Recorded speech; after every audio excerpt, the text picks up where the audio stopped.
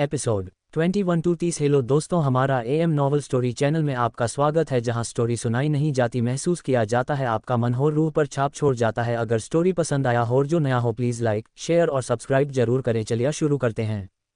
मयंक से चौहानों की साजिश जानने के बाद नरेंद्र तुरंत खदानों की तरफ भागा। जल्दी पहुंचने के लिए नरेंद्र ने शरीर की पूरी ताकत अपनी दौड़ में लगा दी। वह बेतहाशा दौड़े जा रहा था, तभी अचानक से उसकी नज़र आसमान में पड़ी। आसमान में देखते ही उसके कदम एकदम से रुक गए और उसके चेहरे पर एक मुस्कान आ गई। नरेंद्र ने आसमान में एक उड़ती हुई राक्षसी चील देखी थी। उस चील को देखते ही नरेंद्र ने वशीकरण मंत्र पढ़ना शुरू कर दिया। नरेंद्र के मंत्रों की वजह से वह राक्षसी चील कुछ ही देर में नरेंद्र के वश में आ गई। चलो अब नीचे आ जाओ। वश में करने के बाद नरेंद्र ने चील को नीचे आने का हुक्म दिया। उस चील पर बैठकर नरेंद्र शाम होते होते खदान पर पहुंच गया। जब नरेंद्र वहां पहुंचा तो उसने देखा कि सभी मजदूर लंच के बाद आराम कर रहे थे। नरेंद्र बिना वक्त गंवाए अपने चाचा दिवाकर सिंघल के पास गया और बोला, चाचा जी, हम पर फिर से हमला होने वाला है और इस बार हमला और भी खतरनाक होगा। हमें चौकन्ना रहना होगा। नरेंद्र की बात सुनकर दिवाकर चौंक गए। तुम अभी यहीं हो? मुझे लगा कि तुम काफिले के साथ वापस चले गए। मैं जा ही रहा था कि अचानक से मुझे रास्ते में खबर मिली कि चौहानों और कुशवाहों ने इस बार रफ्तार गुट के लड़ाकों को पैसा देकर हमें मारने के लिए भेजा है। नरेंद्र बोला, अगर ऐसा है तो उन्हें आने दो। हम भी चुप बैठने वालों में से नहीं है। हम डरकर उनका मुकाबला करेंगे। नरेंद्र की बात सुनकर दिवाकर बोला, नहीं चाचा जी, ये समय जोश और जुनून से नहीं बल्कि दिमाग से काम लेने का है। नरेंद्र दिवाकर सिंघल को समझाते हुए बोला, अगर खदानों को बचाना है तो हमें सबसे पहले मजदूरों को बचाना होगा। अगर मजदूरों को कुछ हो गया तो हम बहुत बड़ी समस्या में फंस जाएंगे। तुम ठीक कह रहे हो। नरेंद्र की बात से सहमत होते हुए दिवाकर सिंघल बोले, बेहतर होगा कि हम सारे मजदूरों को खदानों की सुरंगों में भेज दें। वहां वे सुरक्षित रहेंगे। ये ठीक रहेगा। उन सुरंगों की सुरक्षा मैं खुद करूंगा ताकि कोई भी दुश्मन सुरंगों में दाखिल न हो पाए। नरेंद्र बोला, योजक चिन्ह उधर रफ्तार गुट के तंबू में। क्या तुम्हें यकीन है कि इस खदान की रक्षा करने के लिए सिंघल परिवार से यहाँ कोई नहीं आया है? महेश चौहान ने गोधू से सवाल किया। हाँ, मैंने जासूस भेजे थे। पुरुषोत्तम सिंघल अभी भी शहर में ही है, गोधू ने जवाब दिया और फिर कुछ सोचते हुए बोला, इस खदान में अगर पुरुषोत्तम सिंघल के छोटे भाई दिवाकर सिंघल को छोड़ दे तो कोई भी ऐसा योद्धा नहीं है जिसके बारे में हमें चिंता करने की जरूरत है। इस बात को हमेशा याद रखना गोधू। इस बार तुम्हें हर हाल में कामयाब होना है। सार्थक गोधू को चेतावनी देते हुए बोला, आज की रात हम जरूर कामयाब होंगे क्योंकि मैं उन पर दो तरफा हमला करने वाला हूँ। हमारी एक छोटी टीम आगे बढ़कर सामने से हमला करेगी, जबकि असली और सबसे बड़ा हमला हम पीछे से करेंगे। इससे उन्हें भागने का भी मौका नहीं मिलेगा। गोधू सार्थक कुशवाहा की तरफ देखकर एक टेढ़ी मुस्कान के साथ बोला। इसके बाद गोधू ने अपने सभी सैनिकों को बुलाया और बोला, आज हम रात में हमला करेंगे जब वो इस बात से बेखबर गहरी नींद में सो रहे होंगे। हमला आगे और पीछे दोनों तरफ से होगा। क्या तुम लोग तैयार हो? हाँ सरदार, तैयार हैं। रफ्तार गुट के सभी सैनिक एक स्वर में चिल्लाए। उधर नरेंद्र और दिवाकर सिंघल होने वाले हमले को रोकने के लिए तैयारी कर रहे थे। नरेंद्र ने सभी मजदूरों को सुरंग में भेजने के बाद सूखी घास के ढेर को खदान के चारों तरफ बिछा दिया और उन पर तेल गिरा दिया, ताकि अगर किसी दूसरी दिशा से हमला हो तो उन घासों में आग लगाकर हमले को रोका जा सके। हमले के दौरान प्रकाश के लिए नरेंद्र ने जगह जगह मशालें लगवा दी। नरेंद्र ने ये सारे काम इतने गुपचुप तरीके से करवाए कि इसकी खबर वहां काम करने वाले मजदूरों को भी नहीं लगी। रात हो चुकी थी। नरेंद्र और दिवाकर पहरेदारों के साथ हमला होने का इंतजार करने लगे। रात का पहला पहर बीतते ही अचानक से आसमान में तीरों की बारिश होने लगी और करीब 50 हमलावर खदान में घुस आए। जहां अभी कुछ देर पहले शांति थी, अब वहां मौत की चीख पुकार मच गई थी। उधर महेश चौहान और सार्थक कुशवाहा एक पहाड़ी पर खड़े होकर सिंघल परिवार की खदान को बर्बाद होते हुए देख रहे थे। तभी सार्थक चिंता जताते हुए महेश से बोला, अगर गोधू हार गया तो? सार्थक की बात सुन महेश ने एक टेढ़ी मुस्कान के साथ उसकी तरफ देखा और कहा, हमें गोधू की जीत या हार से मतलब नहीं है। गोधू जीते या हारे दोनों ही तरफ से जीत हमारी होगी। वो कैसे? सार्थक हैरान होते हुए बोला, मेरा मकसद इन खदानों पर कब्जा करना नहीं है, बल्कि इन खदानों को बर्बाद करना है। महेश बोला, जब इन खदानों पर बार बार हमला होगा तो कोई भी मजदूर यहाँ काम करने के लिए नहीं टिकेगा और फिर पुरुषोत्तम सिंघल की खदान अपने आप बर्बाद हो जाएगी। इतना कहने के बाद वह कुछ देर के लिए रुका और फिर बोला, और वैसे भी सिंघल परिवार के पहरेदार इतने बहादुर नहीं हैं कि वे गोधू जैसे खतरनाक शिकारियों का सामना कर पाएं। तुम बेकार में डर रहे हो। गोधू हार मानने वालों में से नहीं है। महेश हंसते हुए बोला, हार न मानने वालों में से तो बम्बीहा सिपाही भी थे। महेश की बात सुनकर सार्थक फिर बोला, वे तो गायब हो गए ना। उनका तो अभी तक कुछ पता भी नहीं चला कि वे कहाँ गए। पता नहीं वे जिंदा भी हैं या मारे गए। मुझे लगता है कि जागीरदार ने गद्दारी की है। महेश ने एक गहरी सांस लेकर बोला, लेकिन कोई बात नहीं, एक बार उस सिंघल के बच्चे से निपट लूं, फिर जागीरदार से हिसाब चुकता करूंगा। अरे, वह नरेंद्र भी तो यहीं पर है। अचानक से सार्थक ने नरेंद्र को युद्ध के बीच में टहलते हुए देखा, लेकिन वह तलवार के साथ क्या कर रहा है? लगता है कि वो भी लड़ना चाहता है। सार्थक हंसते हुए बोला, चलो अच्छा है, इसी बहाने उसका भी खेल खत्म हो जाएगा। महेश खुश होते हुए बोला, उसके मरने के बाद मैं रेवती से शादी का प्रस्ताव भेजूंगा। योजक चिन्ह। हमला देखकर नरेंद्र पहरेदारों की तरफ देखकर चिल्लाया, मशाले जला दो। नरेंद्र की बात सुनते ही सारी मशालें जला दी गईं। उन मशालों के जलने से वहां दिन की तरह रोशनी हो गई। तभी अचानक से रफ्तार गुट का एक सिपाही नरेंद्र के बेहद करीब आ गया और उसने अपनी तलवार से नरेंद्र पर वार किया। लेकिन नरेंद्र ने फुर्ती से उसके वार से खुद को बचा लिया और फिर अपनी तलवार से पलटवार किया। नरेंद्र के एक पलटवार से ही उस सिपाही की गर्दन कटकर दूर जा गिरी। ये सब होने में एक सेकंड भी नहीं लगा। जैसे ही महेश चौहान और सार्थक कुशवाहा ने ये देखा तो वे हैरान होने से खुद को रोक नहीं सके। इसी के साथ नरेंद्र भी युद्ध में कूद पड़ा और एक झटके में ही उसने 20 सैनिकों को मार डाला। उधर दिवाकर को रफ्तार गुट के सिपाहियों के साथ मुकाबला करते देखकर उनके पहरेदारों का हौसला बढ़ गया और वो भी रफ्तार सैनिकों को गाजर मूली की तरह काटने लगे। करीब आधे घंटे में ही नरेंद्र, दिवाकर और उनके पहरेदारों ने आधे से ज्यादा हमलावरों को मार डाला। वे गोदू पर भारी पड़ रहे हैं। सार्थक महेश की तरफ देखकर बोला, हाँ, इसके पहले कि कोई हमें देख ले अब हमें भी यहाँ से भाग लेना चाहिए। हमारा काम हो गया, महेश बोला। इसके बाद महेश और सार्थक दोनों वहां से भागकर शहर आ गए। तभी नरेंद्र के कानों में दिवाकर की आवाज गूंजी, पीछे से हमला हुआ है। दिवाकर की बात सुनकर नरेंद्र कुछ पहरेदारों को लेकर पीछे चला गया और ज्यों ही रफ्तार गैंग के सैनिक घास के ढेर पर पहुंचे नरेंद्र के इशारे पर आग लगा दी गई। अधिकतर हमलावर आग की चपेट में आ गए और जो बच गए थे उन्हें नरेंद्र ने मार दिया। इधर गोधू अकेला पड़ गया था। उसने अपनी जिंदगी में अब तक बहुत से हमले किए थे लेकिन अभी उसने ऐसा पलटवार नहीं देखा था। पल भर में ही गोधू की सारी सेना खत्म हो गई। पहली बार उसे किसी से लड़ते हुए डर लग रहा था। अपने सभी सिपाहियों को मरते हुए देखकर गोधू ने अपना गदा उठाया और नरेंद्र पर टूट पड़ा।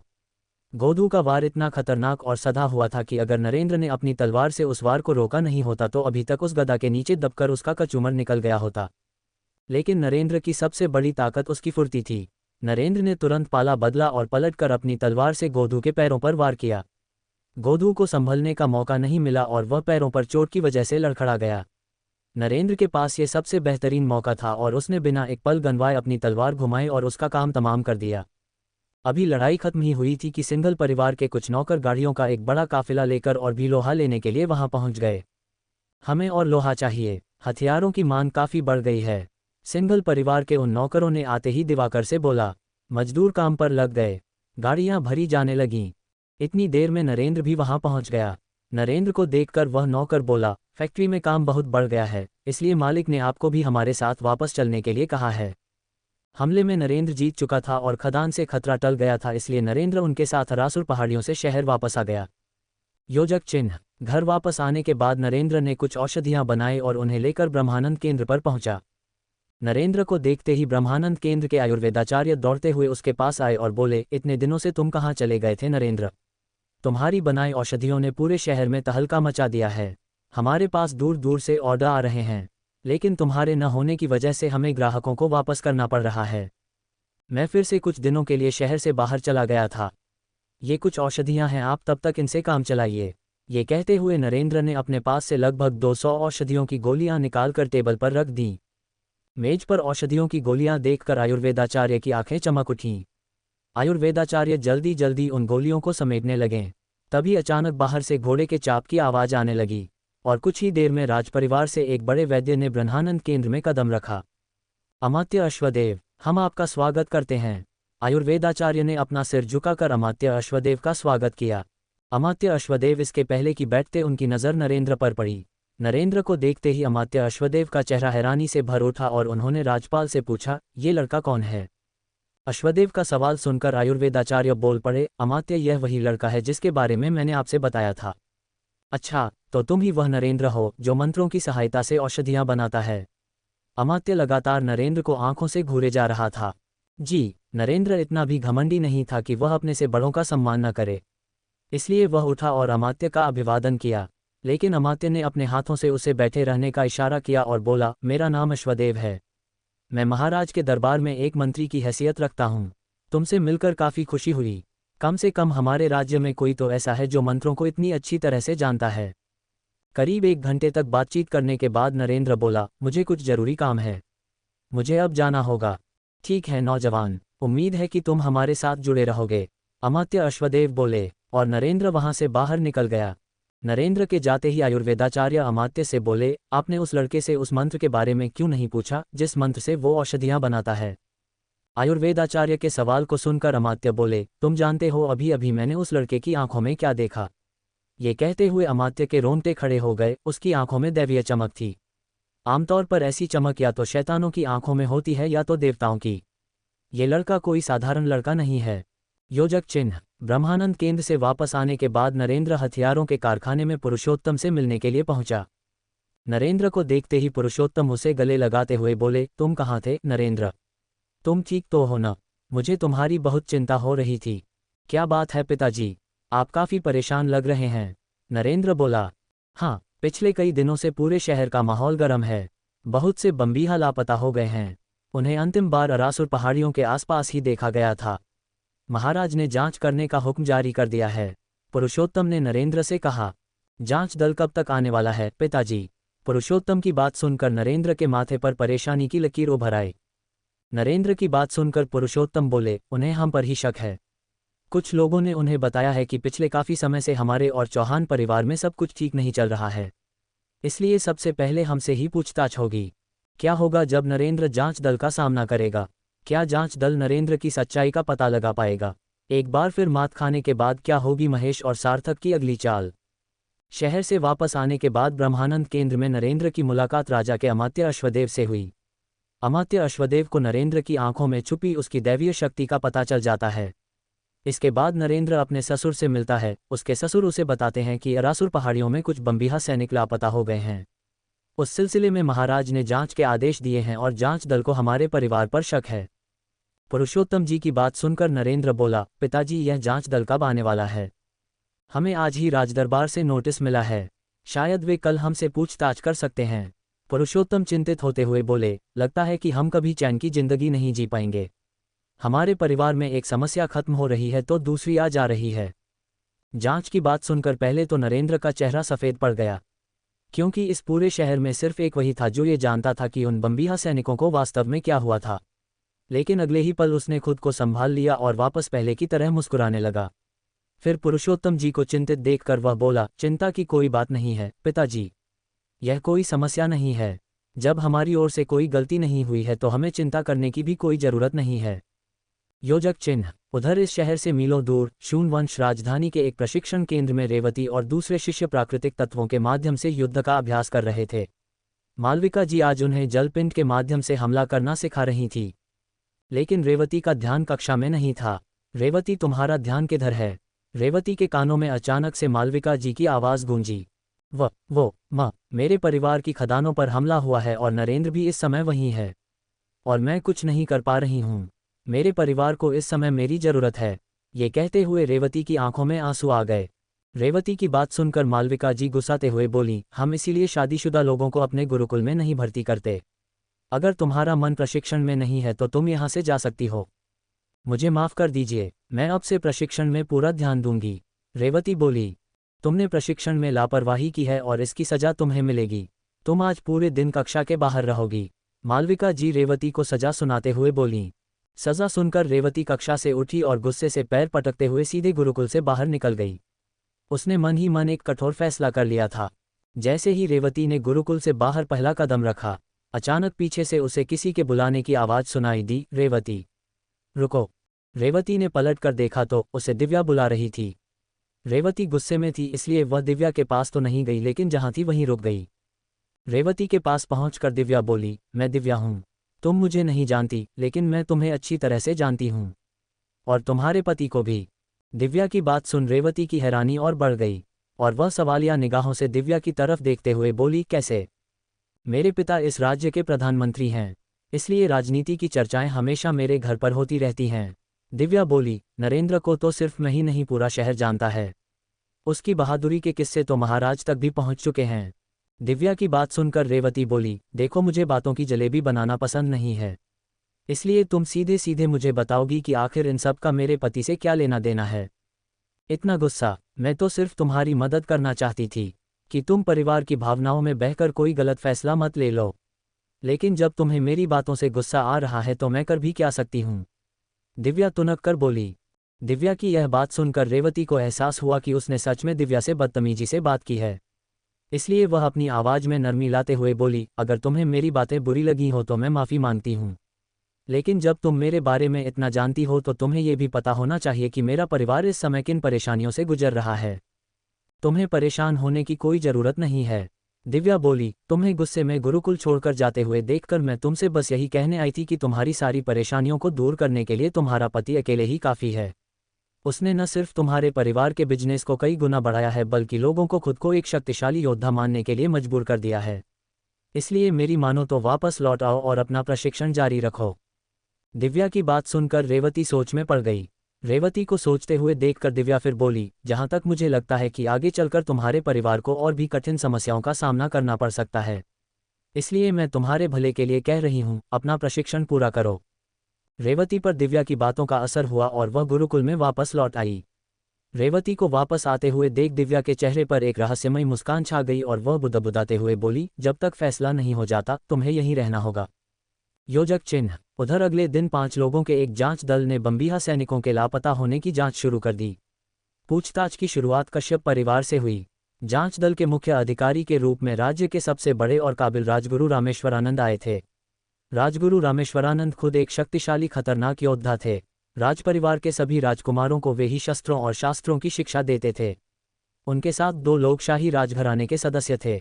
चून की सेना का मामला था, इसलिए सेना के 2 बड़े अधिकारी भी इस जांच दल में शामिल थे। राजगुरु रामेश्वरानंद पूछताछ शुरू करते हुए संतोष कश्यप से बोले, आप तो जानते ही होंगे कि यह पूछताछ किस सिलसिले में हो रही है। हाँ राजगुरु जी, मुझे उड़ती हुई खबर मिली है कि अरासुर पहाड़ियों में हमारे राज्य की सेना की सबसे खतरनाक टुकड़ी के सैनिक लापता हो गए हैं। संतोष कश्यप की बात सुनकर राजगुरु बोले, सिर्फ वे लापता ही नहीं हुए हैं, उन पर 10 लाख सोने के सिक्कों के गबन का भी आरोप है। इसलिए मैं उम्मीद करूंगा कि आप सारे सवालों का सही जवाब देंगे। करीब 2 घंटे की पूछताछ के बाद जांच दल कश्यप परिवार के घर से बाहर निकला और फिर कुशवाहा परिवार से पूछताछ होने लगी। कुशवाहा परिवार की ओर से सार्थक कुशवाहा सवालों के जवाब दे रहा था। सार्थक कुशवाहा से पूछताछ ज्यादा देर नहीं चली। जांच दल आधे घंटे से कम समय में ही कुशवाहा परिवार के घर से बाहर निकल आया। राजगुरु, अगला नंबर चौहानों का है। जांच दल का एक सदस्य महेश चौहान की घर की तरफ इशारा करते हुए बोला। उधर संतोष कश्यप ने अपने परिवार के एक बुजुर्ग से पूछा, पूछताछ में सिंघल परिवार का भी नाम है, उनके दामाद का हमारे ऊपर एहसान है, तो क्यों न हम चलकर पूछताछ के सवालों को उनसे बता दें। संतोष कश्यप की बात सुनकर वह बुजुर्ग बोला, नहीं, मुझे नहीं लगता कि ऐसा करना चाहिए। पूछताछ के सवालों को लीक करना नियमों के खिलाफ होगा। कोई बात नहीं, हम हथियार खरीदने के बहाने उनके कारखानों में जाएंगे, किसी को कुछ भी नहीं पता चलेगा। इतना कहने के बाद संतोष कश्यप पुरुषोत्तम के कारखाने पर गया और सवालों की पूरी सूची पुरुषोत्तम जी को पकड़ा दी। पुरुषोत्तम जी भी जानते थे कि उनकी मदद करने के लिए कश्यप परिवार ने कितना बड़ा जोखिम उठाया है, इसलिए सवालों को पढ़ने के बाद उन्होंने उस कागज को आग लगा दिया ताकि कोई सबूत न बचे, और संतोष कश्यप से बोले, हमारी मदद के लिए शुक्रिया। शुक्रिया तो हमें आपका करना चाहिए, आपके दामाद ने हमें सड़क पर आने से बचा लिया। संतोष कश्यप बोला और वहां से चला गया। उधर जांच दल ने चौहान परिवार से करीब 2 घंटे पूछताछ की। दोपहर का समय बीत चुका था, कुछ घंटों में ही शाम होने वाली थी, और इतनी देर की जांच के बाद भी जांच टीम सबूतों से खाली थी। पूछताछ का अगला नंबर सिंघल परिवार का था। जांच दल के सिंघल परिवार के घर पहुंचने के पहले ही पुरुषोत्तम जी उनके स्वागत के लिए अपने दरवाजे पर खड़े थे। आइए राजगुरु, ये हमारा सौभाग्य है कि आज आप हमारे जैसे छोटे आदमी के घर आए। ये कहते हुए पुरुषोत्तम जी पूरे जांच दल को आदर के साथ अपने घर के हाल में ले गए और पूछताछ की कार्रवाई शुरू हुई। जांच को लेकर सिंघल परिवार के हर सदस्य की सांसें टंगी हुई थीं। हालांकि पूछताछ में पूछे जाने वाले सवाल पहले से ही सिंघल परिवार के पास थे, लेकिन उन्हें समझ में नहीं आ रहा था कि वे उन सवालों का जवाब कैसे दें। राजगुरु ने पहला सवाल पूछा, पुरुषोत्तम जी, मुझे सबसे पहले आपसे ये जानना है कि क्या आपके परिवार का कोई सदस्य 10 दिन पहले अरासुर पहाड़ियों में गया था। राजगुरु के सवाल को सुनकर पुरुषोत्तम बोले, हमारे हथियारों की खदानें अरासुर पहाड़ियों में ही हैं। इसलिए हमारे परिवार और कारखानों के सदस्य लौहयस्कों को लाने के लिए अक्सर वहां जाते रहते हैं। क्या आप हमें उन लोगों के नामों की एक सूची देंगे जो पिछले 1 महीने में अरासुर पहाड़ियों में गए थे? राजगुरु का अगला सवाल था। बिल्कुल, क्यों नहीं, पुरुषोत्तम बोले और राजगुरु के सामने अपने परिवार के सदस्यों की एक सूची रख दी। पुरुषोत्तम के सूची रखते ही राजगुरु के साथ आए सेना के अधिकारी विक्रम सिंह ने वह सूची उठा ली और उसे देखने लगा। बम्बीहा सैनिक की टुकड़ी इसी विक्रम सिंह के अधीन थी। कुछ देर तक सूची को ध्यान से देखने के बाद विक्रम फुसफुसाते हुए राजगुरु से बोला, इस सूची में जितने भी लोगों के नाम लिखे गए हैं उनमें से कोई भी इतना ताकतवर नहीं है जो बम्बीहा सैनिकों के आगे टिक सके। विक्रम सिंह की बात सुनकर उनके साथ आए एक दूसरे अधेड़ उम्र के आदमी ने उनके हाथ से उस सूची को ले लिया और ध्यान से पढ़ने लगा। उस आदमी को सूची पढ़ते हुए देखकर पुरुषोत्तम के माथे पर पसीना आ गया। पुरुषोत्तम उस आदमी को जानते थे। उस आदमी का नाम रामनाथ सिंघल था, जो कि राजपरिवार का एक वफादार नौकर था। वह पुरुषोत्तम सिंघल का दूर का रिश्तेदार भी था। उसकी पुरुषोत्तम से नहीं बनती थी, इसलिए वह हमेशा पुरुषोत्तम सिंघल को नीचा दिखाने की कोशिश में लगा रहता था। कुछ देर तक उस सूची को ध्यान से देखने के बाद रामनाथ सिंघल ने पुरुषोत्तम सिंघल की तरफ एक टेढ़ी मुस्कान के साथ देखा और राजगुरु से बोला, ये सूची झूठी है। झूठी है? रामनाथ की बात सुनकर राजगुरु भी हैरान हो गए और पुरुषोत्तम सिंघल की तरफ देख बोले, मैं आज सुबह से ही पूछताछ कर रहा हूं और किसी ने भी मुझे गुमराह करने की कोशिश नहीं की, लेकिन आपने ऐसा किया। क्या मैं ये जान सकता हूं कि आपने ये झूठी सूची क्यों पेश की? ये सूची असली है और इस सूची में उन सभी लोगों के नाम हैं जो लौहयस्क लाने के लिए जाते हैं। पुरुषोत्तम सिंघल अपनी आवाज पर जोर देकर बोले। पुरुषोत्तम सिंघल का जवाब सुनकर रामनाथ बोला, जहां तक हमें पता है कि आपका दामाद नरेंद्र 8 दिन पहले अरासुर पहाड़ियों में गया था और कल वापस आया है, लेकिन उसका नाम इस सूची में नहीं है। रामनाथ की बात सुनकर पुरुषोत्तम सिंघल बोले, नरेंद्र 8 दिन पहले गया था और आपने 10 दिन से पहले वहां जाने वाले लोगों के बारे में पूछा था, इसलिए नरेंद्र का नाम इस सूची में नहीं है। आपने जानबूझकर अपने दामाद को छुपाया है। रामनाथ फिर बोला, क्या और कुछ ऐसा है जो आप हमसे छुपा रहे हैं? रामनाथ की बात सुनकर पुरुषोत्तम सिंघल बोले, रामनाथ, आप हमारे परिवार पर बेबुनियाद आरोप लगा रहे हैं। याद रखिए, आपका ये झूठा आरोप राजा साहब के सामने पल भर नहीं टिक पाएगा। पूरा शहर जानता है कि नरेंद्र बम्बीहा सैनिकों का सामना नहीं कर सकता है। पुरुषोत्तम सिंघल की बात सुनकर रामनाथ बोला, सवाल बम्बीहा सैनिकों का सामना कर पाने का नहीं है, सवाल है जानकारी छुपाने का। आप अपने दामाद से कहें कि वह बाहर आकर हमारे सवालों का सामना करे और हमें बताए कि पिछले 7 दिनों में उसने अरासुर पहाड़ियों में क्या किया। पुरुषोत्तम सिंघल ये समझ नहीं पाया कि रामनाथ ने उसके परिवार को निशाना क्यों बनाया है, लेकिन जल्दी ही उन्हें समझ में आ गया। पुरुषोत्तम सिंघल की बर्बादी से रामनाथ का एक फायदा था। कुछ साल पहले रामनाथ ने पुरुषोत्तम से रेवती और अपने लड़के की शादी की बात की थी, लेकिन पुरुषोत्तम ने मना कर दिया था। पर अगर नरेंद्र और पुरुषोत्तम को सजा हो जाती तो वह आसानी से रेवती की शादी अपने बेटे से कर सकता था। ये सारी बातें सोचकर पुरुषोत्तम सिंघल थोड़े शांत हो गए, क्योंकि गुस्सा करने से बात और बिगड़ती। इसलिए उन्होंने राजगुरु की तरफ देख बोला, मेरा परिवार हमेशा से नियमों को मानने वाला परिवार है। हम हमेशा अपने राजा के प्रति वफादार रहे हैं। इतना कहने के बाद पुरुषोत्तम अपने नौकर से बोले, नरेंद्र को बुलाओ। पुरुषोत्तम की बात सुनकर वह नौकर तेजी से अंदर गया और कुछ देर के बाद नरेंद्र के साथ वापस आया। आते समय उसने नरेंद्र को सारी बातें बता दी थी ताकि नरेंद्र को जांच दल के सवालों का सामना करने में आसानी हो। नरेंद्र जांच दल के सामने पेश हुआ।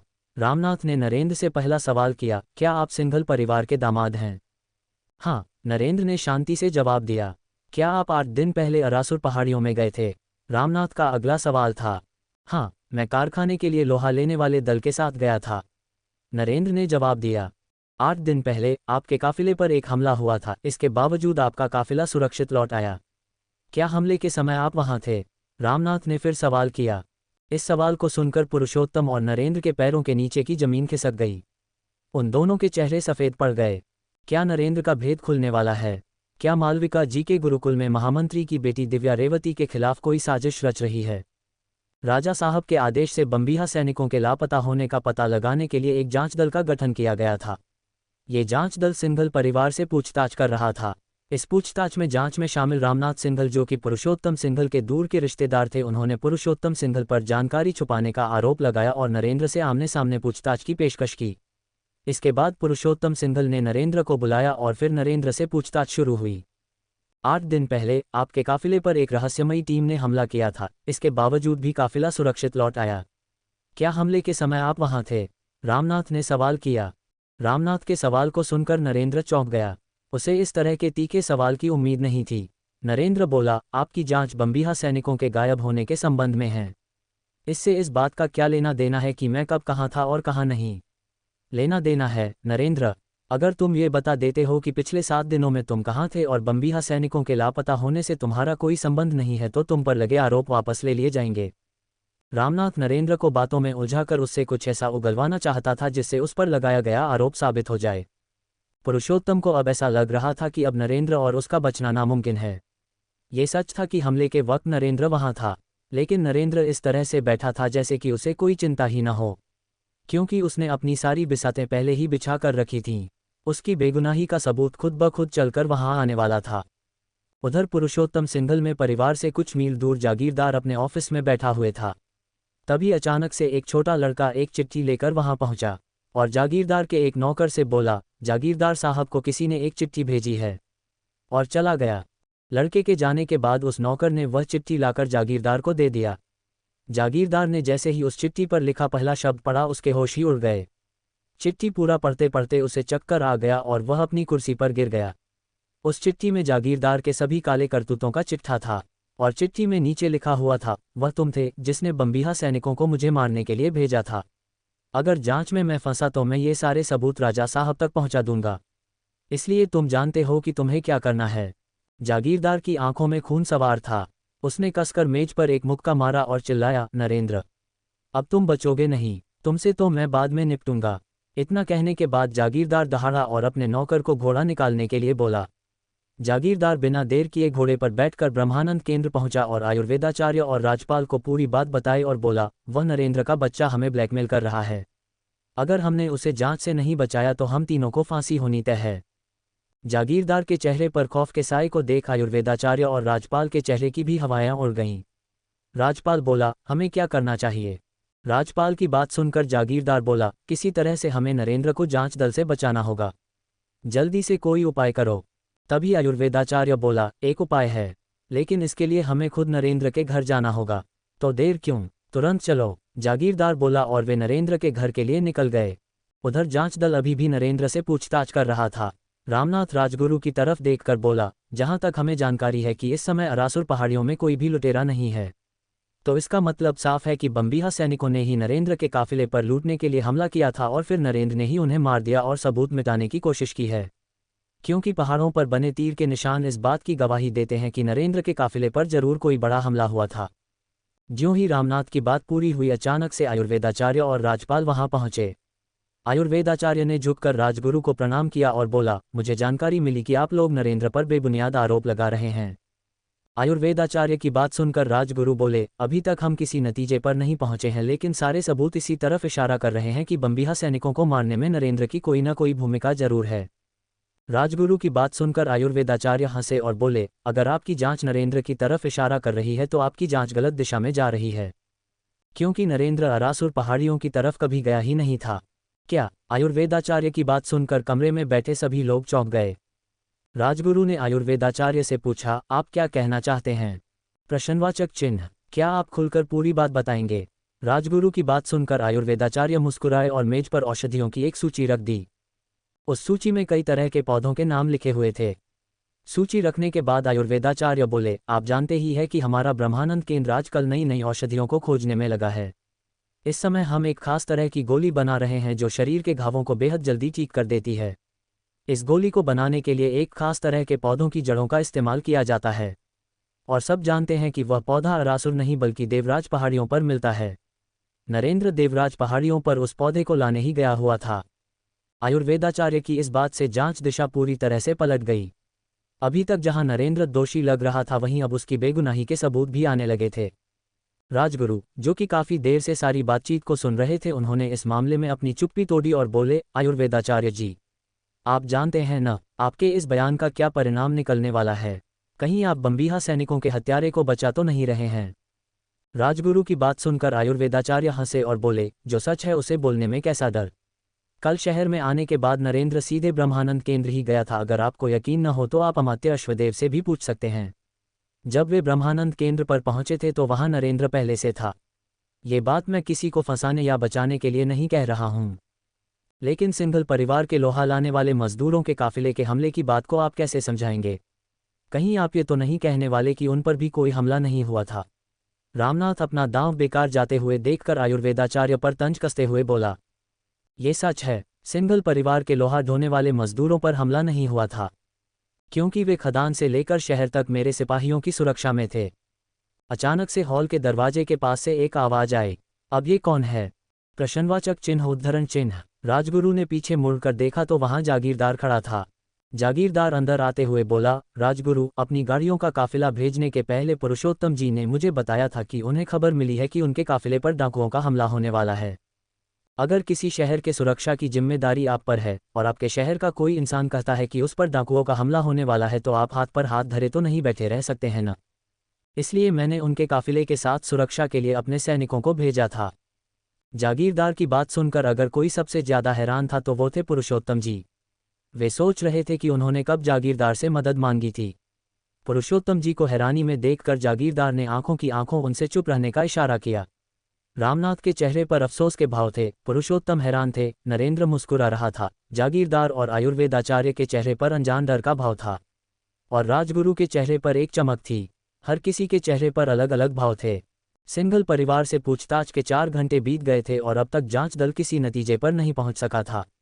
शाम ढल चुकी थी और अंधेरा छाने लगा था।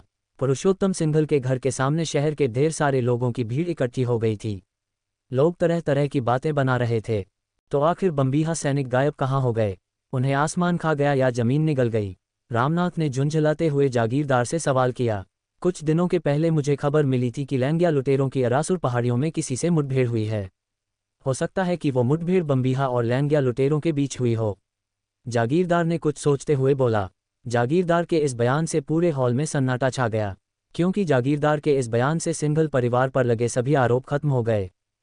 हाँ, जहां तक मेरी जानकारी है, लैंगिया लुटेरे इतने शक्तिशाली है कि वे बम्बीहा सैनिकों का मुकाबला कर सकते हैं। विक्रम सिंह धीरे से बोला। इस खुलासे के बाद रामनाथ का चेहरा उदास हो गया। वह राजगुरु की ओर देखकर बोला, राजगुरु, आप क्या कहते हैं? प्रश्नवाचक चिन्ह। क्या हमें पूछताछ आगे बढ़ानी चाहिए? रामनाथ की बात सुनकर राजगुरु ने एक गहरी सांस ली और पुरुषोत्तम जी की तरफ देखकर बोले, पुरुषोत्तम जी, आपको परेशान करने के लिए हम शर्मिंदा हैं। हम आप पर लगे सारे आरोप वापस लेते हैं। इतना कहकर राजगुरु अपनी जगह से उठे और बाहर जाने लगे। रामनाथ कुछ कहना चाहता था, लेकिन राजगुरु के उठने के बाद वह कुछ नहीं कह सका, और एक एक करके जांच दल के सभी लोग पुरुषोत्तम जी के घर से बाहर चले गए। पुरुषोत्तम जी भी उन्हें छोड़ने के लिए बाहर निकल आए। अब कमरे में सिर्फ 3 लोग बचे थे, आयुर्वेदाचार्य, जागीरदार और नरेंद्र। सबके के जाने के बाद जागीरदार के चेहरे के भाव बदल गए और वह खा जाने वाली निगाहों से नरेंद्र की तरफ देखकर बोला, तुम्हें वे सारे सबूत कहाँ से मिले? जागीरदार की बात सुनकर नरेंद्र मुस्कुराते हुए बोला, तुम्हारे किसी दोस्त ने मुझे दिया था। नरेंद्र की मुस्कुराहट देखकर जागीरदार की आंखों में खून उतर आया और वह अपने दांतों को पीसते हुए पूछा, कुबेर कहाँ है? इस खुलासे के बाद रामनाथ का चेहरा उदास हो गया। वह राजगुरु की ओर देखकर बोला, राजगुरु, आप क्या कहते हैं? प्रश्नवाचक चिन्ह। क्या हमें पूछताछ आगे बढ़ानी चाहिए? रामनाथ की बात सुनकर राजगुरु ने एक गहरी सांस ली और पुरुषोत्तम जी की तरफ देखकर बोले, पुरुषोत्तम जी, आपको परेशान करने के लिए हम शर्मिंदा हैं। हम आप पर लगे सारे आरोप वापस लेते हैं। इतना कहकर राजगुरु अपनी जगह से उठे और बाहर जाने लगे।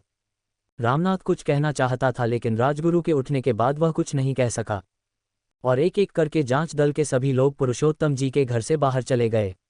पुरुषोत्तम जी भी उन्हें छोड़ने के लिए बाहर निकल आए।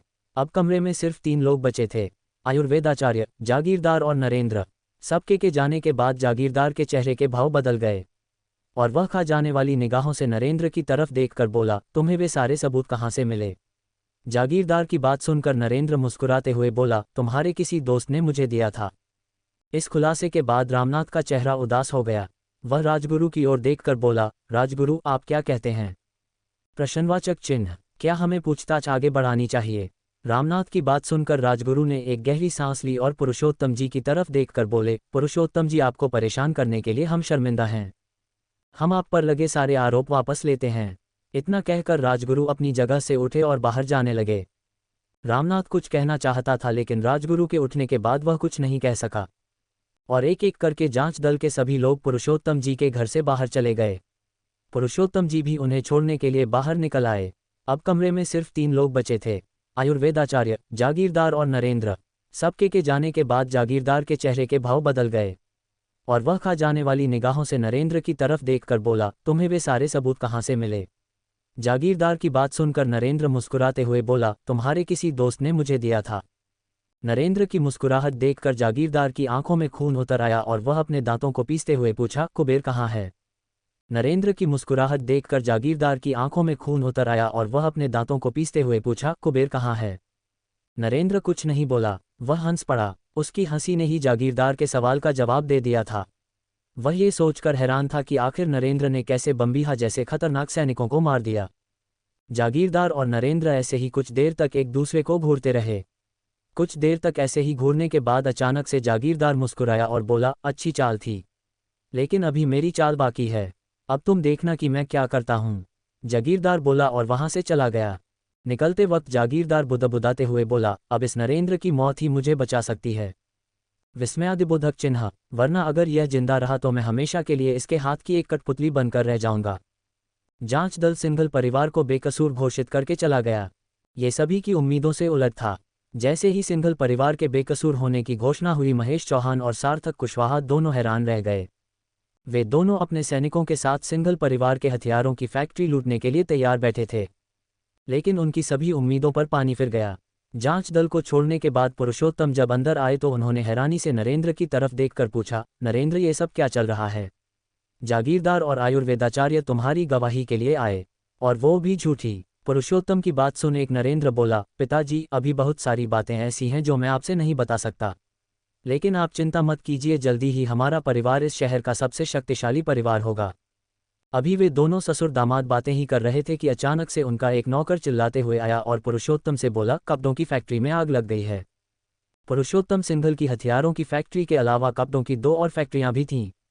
नरेंद्र और पुरुषोत्तम जल्दी से दौड़कर कपड़ों की फैक्ट्री पर पहुंचे तो उन्होंने देखा कि एक फैक्ट्री पूरी तरह से जलकर खाक हो गई थी। अच्छी बात यह थी कि आग पर काबू पा लिया गया था और दूसरी फैक्ट्री आग की चपेट में आने से बच गई थी। वहां पहुंचने के बाद पुरुषोत्तम ने नरेंद्र से कहा, यह आग अपने आप नहीं लगी है, यह आग किसी ने जानबूझकर लगाई है। कौन हो सकता है वो? हमें पता लगाना पड़ेगा, नहीं तो वह हमारी और भी फैक्ट्रियों को नुकसान पहुंचा सकता है।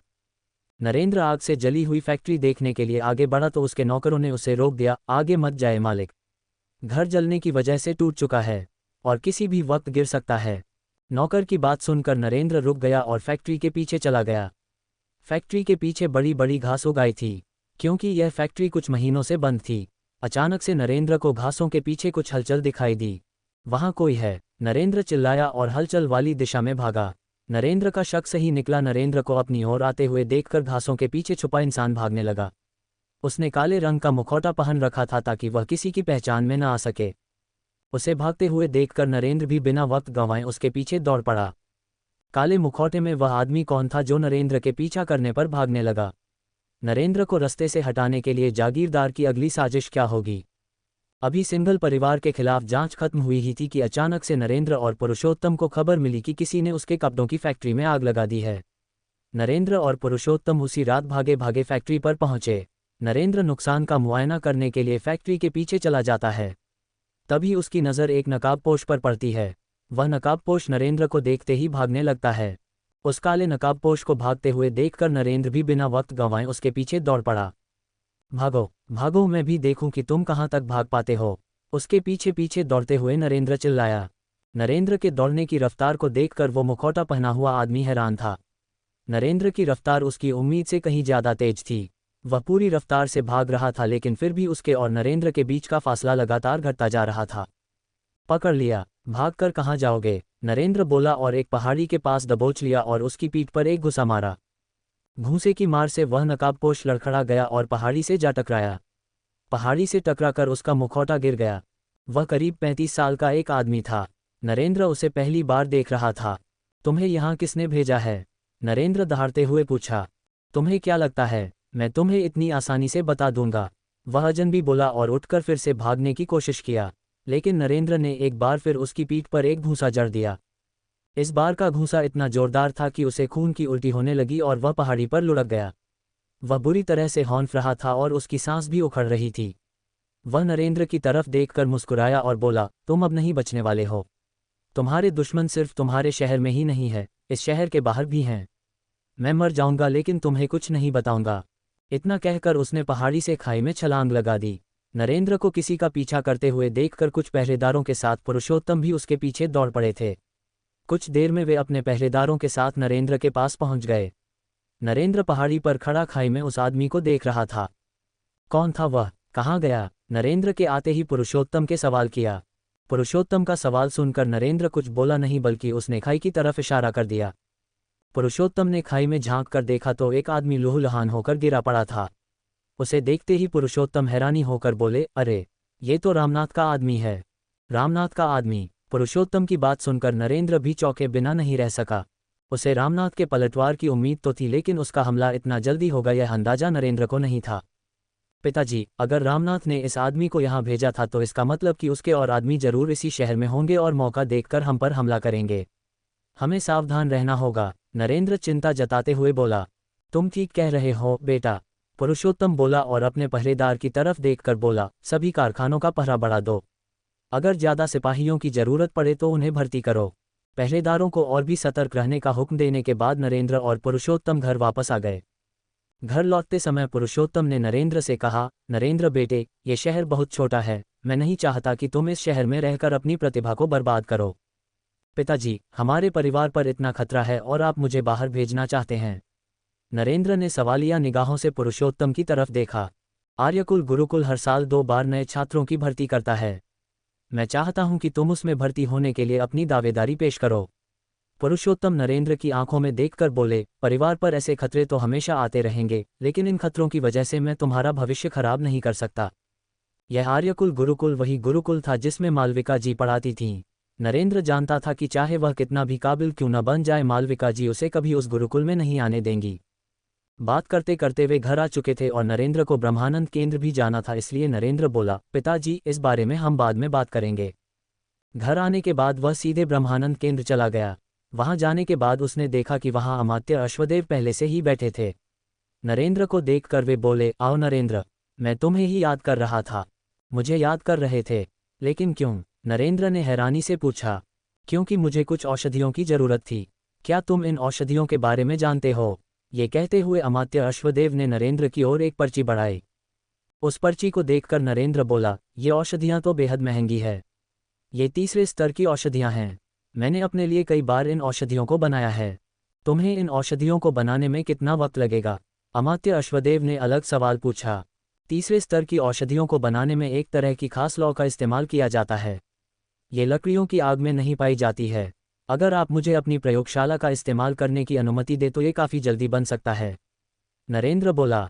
नरेंद्र की बात सुनकर अमात्य अश्वदेव की नज़रें सिकुड़ गई। वह मन ही मन सोचने लगा, मुझे 3रे स्तर का औषधियों का ज्ञान हासिल करने में 30 साल से ज़्यादा लग गए, लेकिन नरेंद्र इतनी कम उम्र में कैसे? क्या आप मुझे प्रयोगशाला का इस्तेमाल करने की अनुमति देंगे? अमात्य अश्वदेव को चुप देखकर नरेंद्र फिर पूछा। हाँ हाँ, क्यों नहीं, अमात्य बोले। और इसके बाद अमात्य अश्वदेव ने आयुर्वेदाचार्य की तरह एक नज़र डाली और फिर नरेंद्र से बोले, नरेंद्र, ईमानदारी से कहूँ तो हमारे ब्रह्मानंद केंद्र पर एक समस्या आ गई है और सिर्फ तुम ही मदद कर सकते हो। क्या बात है? आप लोग ऐसे मुंह क्यों लटकाए हुए हैं? नरेंद्र ने पूछा। इस बार आयुर्वेदाचार्य बोले, नरेंद्र, हर साल सभी आयुर्वेदिक केंद्रों की एक प्रतियोगिता होती है और उस प्रतियोगिता में सबसे अंतिम स्थान पाने वाले केंद्र को बंद कर दिया जाता है। पिछले बार की प्रतियोगिता में हम बाल बचे, क्योंकि हमारे केंद्र का स्थान नीचे से दूसरा आया था। तो इसमें मैं आप लोगों की क्या मदद कर सकता हूँ? नरेंद्र बोला। नरेंद्र की बात सुनकर अमात्य अश्वदेव बोले, मैं चाहता हूँ कि इस बार प्रतियोगिता में हमारी तरफ से तुम भाग लो। आज जाकर नरेंद्र को पता चला कि यह ब्रह्मानंद केंद्र अमात्य अश्वदेव का है। राजधानी में ब्रह्मानंद केंद्र का हेड ऑफिस है और लगभग हर शहरों में उन्होंने एक एक केंद्र खोला है। ये प्रतियोगिता कहाँ होगी? नरेंद्र ने पूछा। चंद्रपुर में। चंद्रपुर तो काफ़ी दूर है, मुझे लगता है कि वहां पहुंचने में ही 2 दिन लग जाएंगे। अगर तुम ये प्रतियोगिता जीत गए तो राजा साहब के हाथों तुम्हें इनाम में 4थे स्तर का अमृत दिया जाएगा। दूसरे और तीसरे स्थान पर आने वाले को 3रे स्तर का अमृत दिया जाएगा। नरेंद्र, मुझे वो इनाम नहीं चाहिए, मुझे बस रैंकिंग से मतलब है, क्योंकि मैं नहीं चाहता कि मुझे ये केंद्र बंद करना पड़े। 4थे स्तर का अमृत? नरेंद्र की आंखें हैरानी से फैल गईं, क्योंकि 4थे स्तर के अमृत की कीमत इस समय 10 लाख सोने के सिक्कों के बराबर थी। ठीक है, मैं इस बारे में आपको कल बताऊंगा, नरेंद्र बोला। नरेंद्र की बात सुनकर अमात्य अश्वदेव बोले, प्रतियोगिता 3 दिनों में शुरू होने वाली है, इसलिए हमें कल ही निकलना होगा। योजक चिन्ह। रात के भोजन के समय नरेंद्र, पुरुषोत्तम और उसकी सास मांडवी तीनों खाने के लिए बैठे थे। पिताजी, मैं चंद्रपुर जाने के लिए सोच रहा था। नरेंद्र बोला। चंद्रपुर? वो तो बहुत दूर है। पुरुषोत्तम खाने का एक कौर निगलते हुए बोले। पुरुषोत्तम का सवाल सुनकर नरेंद्र बोला, हाँ पिताजी, वहाँ औषधियों की एक प्रतियोगिता होने वाली है और ब्रह्मानंद केंद्र के लोग चाहते हैं कि मैं उस प्रतियोगिता में उनकी तरफ से भाग लूँ। ये तो काफ़ी अच्छी बात है। तुम्हें वहाँ और भी बड़े योद्धाओं और आयुर्वेदाचार्यों से मिलने का मौका मिलेगा। नरेंद्र की बात सुनकर पुरुषोत्तम खुश होते हुए बोले। लेकिन पिताजी, यहाँ की मुसीबतों का क्या? नरेंद्र चिंता जताते हुए बोला। यहाँ सब कुछ ठीक ही रहेगा, क्योंकि पिछले दिनों की साजिशों में चौहानों का काफ़ी पैसा नुकसान हुआ है, इसलिए वे अब कुछ महीने शांत रहेंगे। इतना कहकर पुरुषोत्तम नरेंद्र की ओर देखकर मुस्कुराया और फिर बोला, बाकी छोटी मोटी दिक्कतों को मैं संभाल लूंगा।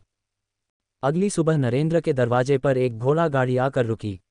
अमात्य अश्वदेव खुद नरेंद्र को रिसीव करने के लिए आए थे। आयुर्वेदाचार्य गाड़ी हाँक रहे थे। नरेंद्र, 2 दिन बाद प्रतियोगिता शुरू हो जाएगी, हमें देर नहीं करनी चाहिए।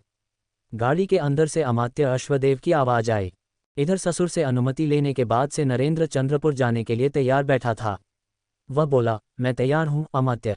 ये कहते हुए नरेंद्र गाड़ी में बैठा और दोपहर के पहले ही वे शहर छोड़कर चंद्रपुर के लिए निकल गए। करीब 1.5 दिन की यात्रा के बाद वे आखिर चंद्रपुर पहुंच गए। चंद्रपुर बहुत बड़ा शहर था। नरेंद्र पहली बार इतने बड़े शहर में आया था। ऊंची ऊंची इमारतें, चौड़ी सड़कें, सड़कों पर चलता लोगों का हुजूम, ये सब नरेंद्र पहली बार देख रहा था। लेकिन नरेंद्र इन सभी भावों को छिपा रखा था। उसके चेहरे पर कोई भी भाव नहीं थे।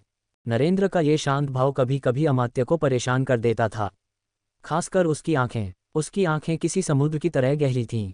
अमात्य को तो कभी कभी लगता था कि नरेंद्र कोई इंसान नहीं बल्कि एक शैतान है, जो इस दुनिया में हजारों साल से जिंदा है। गाड़ी एक व्यस्त सड़क से गुजरती हुई एक इमारत के सामने रुक गई। नरेंद्र ने गाड़ी के भीतर से इमारत पर नजर डाली तो इमारत के ऊपर बड़े बड़े शब्दों में लिखा हुआ था, पंचतत्व आयुर्वेदिक केंद्र। अमात्य और नरेंद्र दोनों गाड़ी से उतर आए। प्रतियोगिता इसी इमारत में होने वाली थी, यह उस इमारत को देखकर ही पता चल जा रहा था। दोनों सीढ़ियों से ऊपर जाने लगे। तभी अचानक से उनके सामने 3 लोग आ गए। वे लोग अमात्य को पहले से जानते थे। नरेंद्र ने उन तीनों को देखा, उसे वे तीनों घमंडी इंसान लग रहे थे। उनके से एक अमात्य को देखकर बोला, अरे अश्वदेव, तुम इस बार भी आए हो? हाँ विश्वजीत, इस बातें प्रतियोगिता जीतने का इरादा है। उसकी बात सुनकर अमात्य अश्वदेव हंसते हुए बोले। हाँ हाँ हाँ। अमात्य अश्वदेव की बात सुनकर वह भी हंसने लगा और आगे बढ़ गया। ये लोग कौन थे अमात्य? उनके जाने के बाद नरेंद्र ने पूछा। ये विश्वजीत था और इसके साथ इसके दोनों शिष्य शेखर और चंदन थे। पिछली बार मैं इससे हार गया था। नरेंद्र की बात सुनकर अमात्य अश्वदेव बोले, तुम लोग थक गए होगे, इसलिए जाकर आराम करो। मैं अभी अपने कुछ पुराने साथियों से मिलूंगा और बाद में आऊंगा। नरेंद्र और आयुर्वेदाचार्य ब्रह्मानंद केंद्र को मिले कमरे में चले गए। कमरे में जाने के बाद नरेंद्र ने आयुर्वेदाचार्य से पूछा, इस प्रतियोगिता में किस तरह के मुकाबले होते हैं? नरेंद्र का सवाल सुनकर आयुर्वेदाचार्य बोला, इस प्रतियोगिता में 3 तरह के मुकाबले होते हैं। पहले मुकाबले में कई तरह की औषधियां बनवाई जाती हैं। दूसरा मुकाबला तलवारबाजी का होता है। यही मुकाबला सबसे खतरनाक होता है, क्योंकि औषधियों को बनाने का तरीका रट के याद किया जा सकता है, लेकिन तलवारबाजी रटने वाली चीज़ नहीं है। और तीसरे मुकाबले में क्या होता है? नरेंद्र के लिए ये दोनों मुकाबले कुछ खास कठिन लगे, इसलिए उसने तीसरे मुकाबले के बारे में पूछा। तीसरा मुकाबला हर बार बदल जाता है। इस मुकाबले का फैसला सारे आचार्य मिलकर लेते हैं। आयुर्वेदाचार्य बोले। कुछ देर तक आराम करने के बाद नरेंद्र उठा और आयुर्वेदाचार्य से बोला, मैं बाहर घूमने जा रहा हूँ, क्या आप भी मेरे साथ चलेंगे? आयुर्वेदाचार्य भी तैयार हो गए और वे दोनों कमरे से बाहर निकलकर प्रतियोगिता के मैदान में आ गए। वहाँ भीड़ बहुत ज़्यादा थी। आयुर्वेदाचार्य ने 8 बार इस प्रतियोगिता में भाग लिया था, इसलिए वह अधिकतर लोगों को जानता था। उस मैदान में नरेंद्र ने ध्यान दिया कि लगभग हर कोई उसे ही घूर रहा था। तभी अचानक से नरेंद्र 2 लोगों से टकरा गया। वे दोनों वही थे जो सीढ़ियों पर आचार्य विश्वजीत के साथ मिले थे, शेखर और चंदन। मुझे माफ़ कर दीजिए, मैं आपको देख नहीं पाया। नरेंद्र ने माफ़ी मांगी।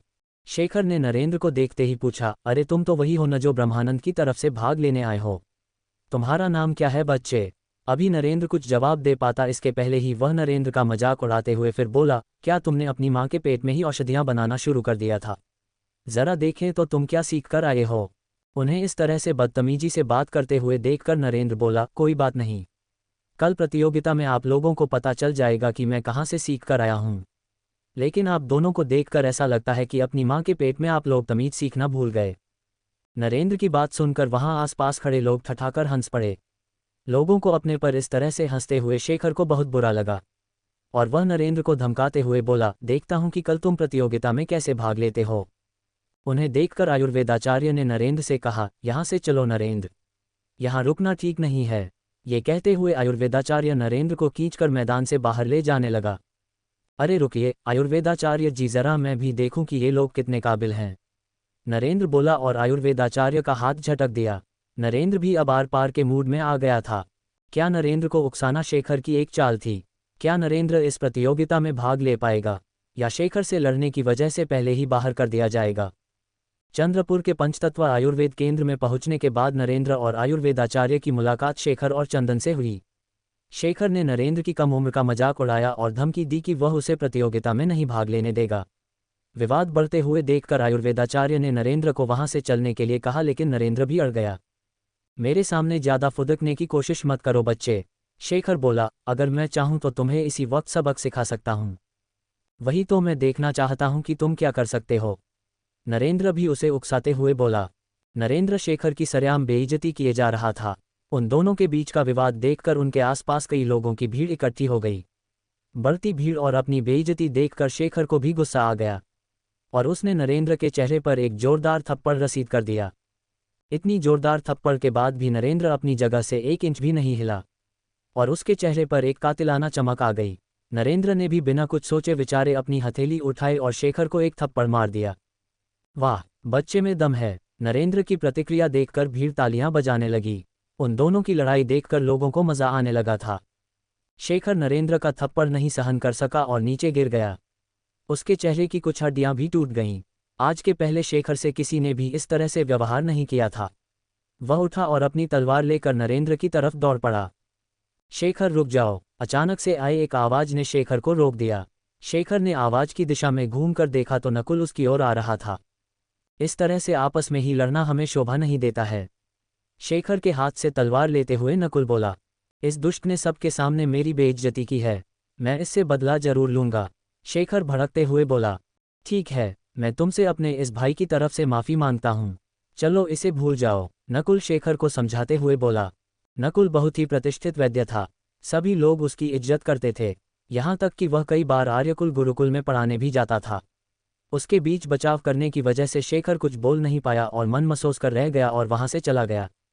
लड़ाई खत्म हो जाने से भीड़ तितर बितर हो गई और वहां सिर्फ नकुल और नरेंद्र ही बच गए। नकुल नरेंद्र की तरफ देखकर बोला, मेरे भाई, मुझे आपका नाम नहीं मालूम, लेकिन आपको भी शांत रहने की कोशिश करनी चाहिए और आपस में विवाद करने से बचना चाहिए। मैं नरेंद्र हूं और मैं इस प्रतियोगिता में भाग लेने के लिए जम्बू राज्य से आया हूं। नरेंद्र को नकुल अच्छा आदमी लगा, इसलिए उसने अपना परिचय दिया और मदद के लिए शुक्रिया किया। इसके बाद नकुल वहां से चला गया। नकुल के जाने के बाद आयुर्वेदाचार्य नरेंद्र के पास आया और बोला, तुम तो बहुत खतरनाक लड़के हो भाई, अगर नकुल नहीं आया होता तो तुम हमारे केंद्र की दावेदारी को प्रतियोगिता शुरू होने के पहले ही खत्म करा दिए होते। चलो अब यहाँ से चलें, आओ मैं तुम्हें एक खास जगह पर ले चलता हूँ। आयुर्वेदाचार्य नरेंद्र को लेकर पंचतत्व आयुर्वेद केंद्र से निकलकर बाजार में आ गया। भीड़ भाड़ वाली गलियों से गुजरते हुए वे दोनों एक जगह पर जहां बाकी दुकानों से ज्यादा भीड़ थी। वहां इतनी भीड़ क्यों है? नरेंद्र ने आयुर्वेदाचार्य से पूछा। हम वहीं तो जाने वाले हैं, वो एक तरह की स्पेशल प्रदर्शनी है जो सिर्फ योद्धाओं और वैद्यों के लिए है, आयुर्वेदाचार्य बोला और उस दुकान के गेट की तरफ बढ़ गया। नरेंद्र भी उसके पीछे पीछे बढ़ गया। आओ अंदर चलें, आयुर्वेदाचार्य ने नरेंद्र का हाथ पकड़ा और उसे लेकर अंदर चला गया। अंदर जाने के बाद नरेंद्र ने देखा कि वहां की दीवारें पुरानी पेंटिंग्स, गुप्त किताबें, जादुई हथियारों के टुकड़ों से भरी हुई थीं। सच में यहाँ की चीज किसी खजाने से कम नहीं है, नरेंद्र बुदबुदाते हुए बोला। वे दोनों कुछ और आगे बढ़े तो एक जगह पर 7-8 लोग खड़े थे और एक पेंटिंग के बारे में बात कर रहे थे। मैंने सुना है कि यह पेंटिंग महान चित्रकार गौरव मुखर्जी की है, नीले रंग की कमीज पहने एक आदमी बोला। नहीं, ये पेंटिंग सुलोचन देसाई की होनी चाहिए, गौरव मुखर्जी ऐसी पेंटिंग नहीं बनाते, उसके साथ खड़ा दूसरा आदमी बोला। तभी नरेंद्र ने उस कमरे में कदम रखा। उसके आते ही सबकी नज़र उसकी ओर घूम गई। नरेंद्र को देखते ही नीले कमीज वाले आदमी ने उसका मजाक उड़ाते हुए बोला, ओहो, देखो तो कौन आया है। जम्बू राज्य का वैद्य, लेकिन ये यहाँ क्यों घूम रहा है? इसे तो पंचतत्व केंद्र में जाकर काम कर रहे वैद्यों को देखना चाहिए ताकि तक प्रतियोगिता में सबके सामने ये मूर्ख न बने। उसकी बात सुनकर एक दूसरा आदमी बोला, मुझे हैरानी होती है जम्बू राज्य के लोगों पर कि क्या उनके पूरे राज्य में कोई अनुभवी वैद्य नहीं है जो उन्होंने एक बच्चे को यहाँ भेज दिया। आयुर्वेदाचार्य ने नरेंद्र को शांत रहने का इशारा किया और बोला, इन लोगों का मुंह बंद करने का एक ही तरीका है कि कल तुम प्रतियोगिता में सबको हराकर दिखा दो कि तुम कितने काबिल हो। बेवजह ही बार बार इनसे उलझने का कोई मतलब नहीं है। चिंता मत करो, मैं बेवकूफ़ नहीं हूँ जो बार बार हर जगह लड़ने लगूंगा। नरेंद्र बोला।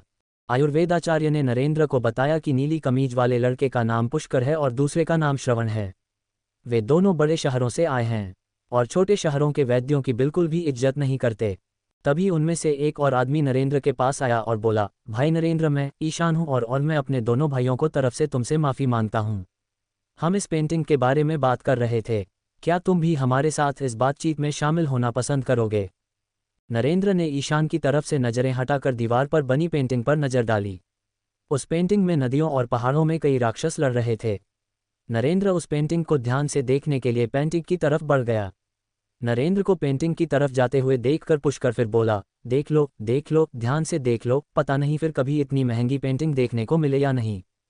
पुष्कर की बात सुनते ही वहां खड़े सभी लोग हंसने लगे और पुष्कर नरेंद्र के पास से उस पेंटिंग की तरफ चला गया और नरेंद्र से बोला, मैंने इस पेंटिंग को 10 लाख सिक्कों में खरीद लिया है, इसलिए तुम अगर इस पेंटिंग को जी भर कर देख चुके हो तो मैं इस पेंटिंग को ले जाऊं।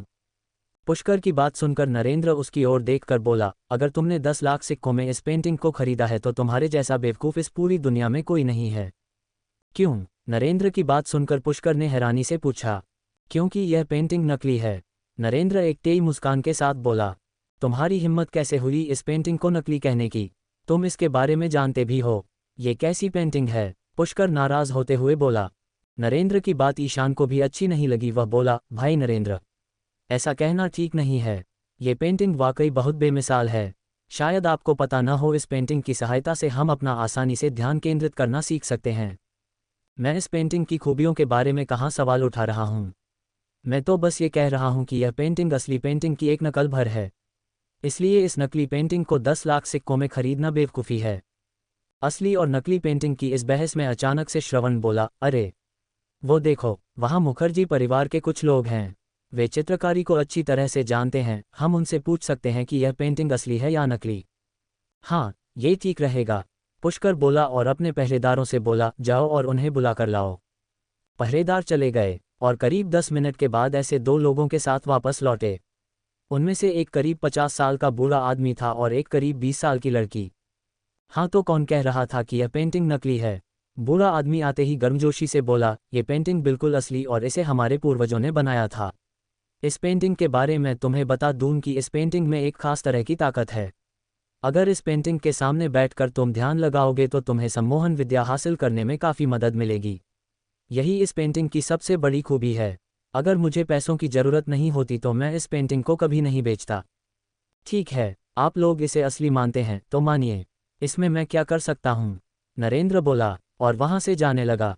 नरेंद्र को जाते हुए देखकर पुष्कर गुस्से में आ गया और बोला, अगर पेंटिंग नकली है तो साबित करो कि यह नकली है। अगर तुमने साबित कर दिया कि यह पेंटिंग नकली है तो मैं तुम जो कहोगे मैं वो करने के लिए तैयार हूँ। और अगर तुम इस पेंटिंग को नकली साबित नहीं कर सके तो तुम्हें ये प्रतियोगिता छोड़कर वापस अपने शहर लौटना पड़ेगा। मंजूर है? मंजूर है, नरेंद्र बिना सोचे समझे बोला। पेंटिंग को इस टेबल पर रखो। नरेंद्र के ऐसा कहते ही पुष्कर के पहरेदारों ने पेंटिंग को टेबल पर रख दिया। नरेंद्र उस पेंटिंग के चारों तरफ एक चक्कर लगाया और आयुर्वेदाचार्य से बोला, आयुर्वेदाचार्य जी, क्या आपके पास खंजर है? नरेंद्र की बात सुनकर आयुर्वेदाचार्य ने अपनी कमर से एक छोटा सा खंजर निकाला और उसे नरेंद्र को दे दिया। नरेंद्र ने वह खंजर लेते ही उस पेंटिंग का एक कोना काट दिया और उसने से एक धागा नुमा चीज निकाली। अरे तुमने ये क्या किया? पुष्कर अपना सिर पकड़कर नीचे बैठ गया। मेरे 10 लाख सिक्कों को बर्बाद कर दिया। उस धागे नुमा चीज को निकालते हुए नरेंद्र बोला, ये देखिए, रेशम के धागे पर बना हुआ कागज। जहां तक मुझे पता है असली पेंटिंग 200 साल पहले बनाई गई थी और 200 साल पहले रेशम के धागे नहीं होते थे। जिस जगह पर यह पेंटिंग बनी है वह कागज महज 15 या 20 साल पुराना है।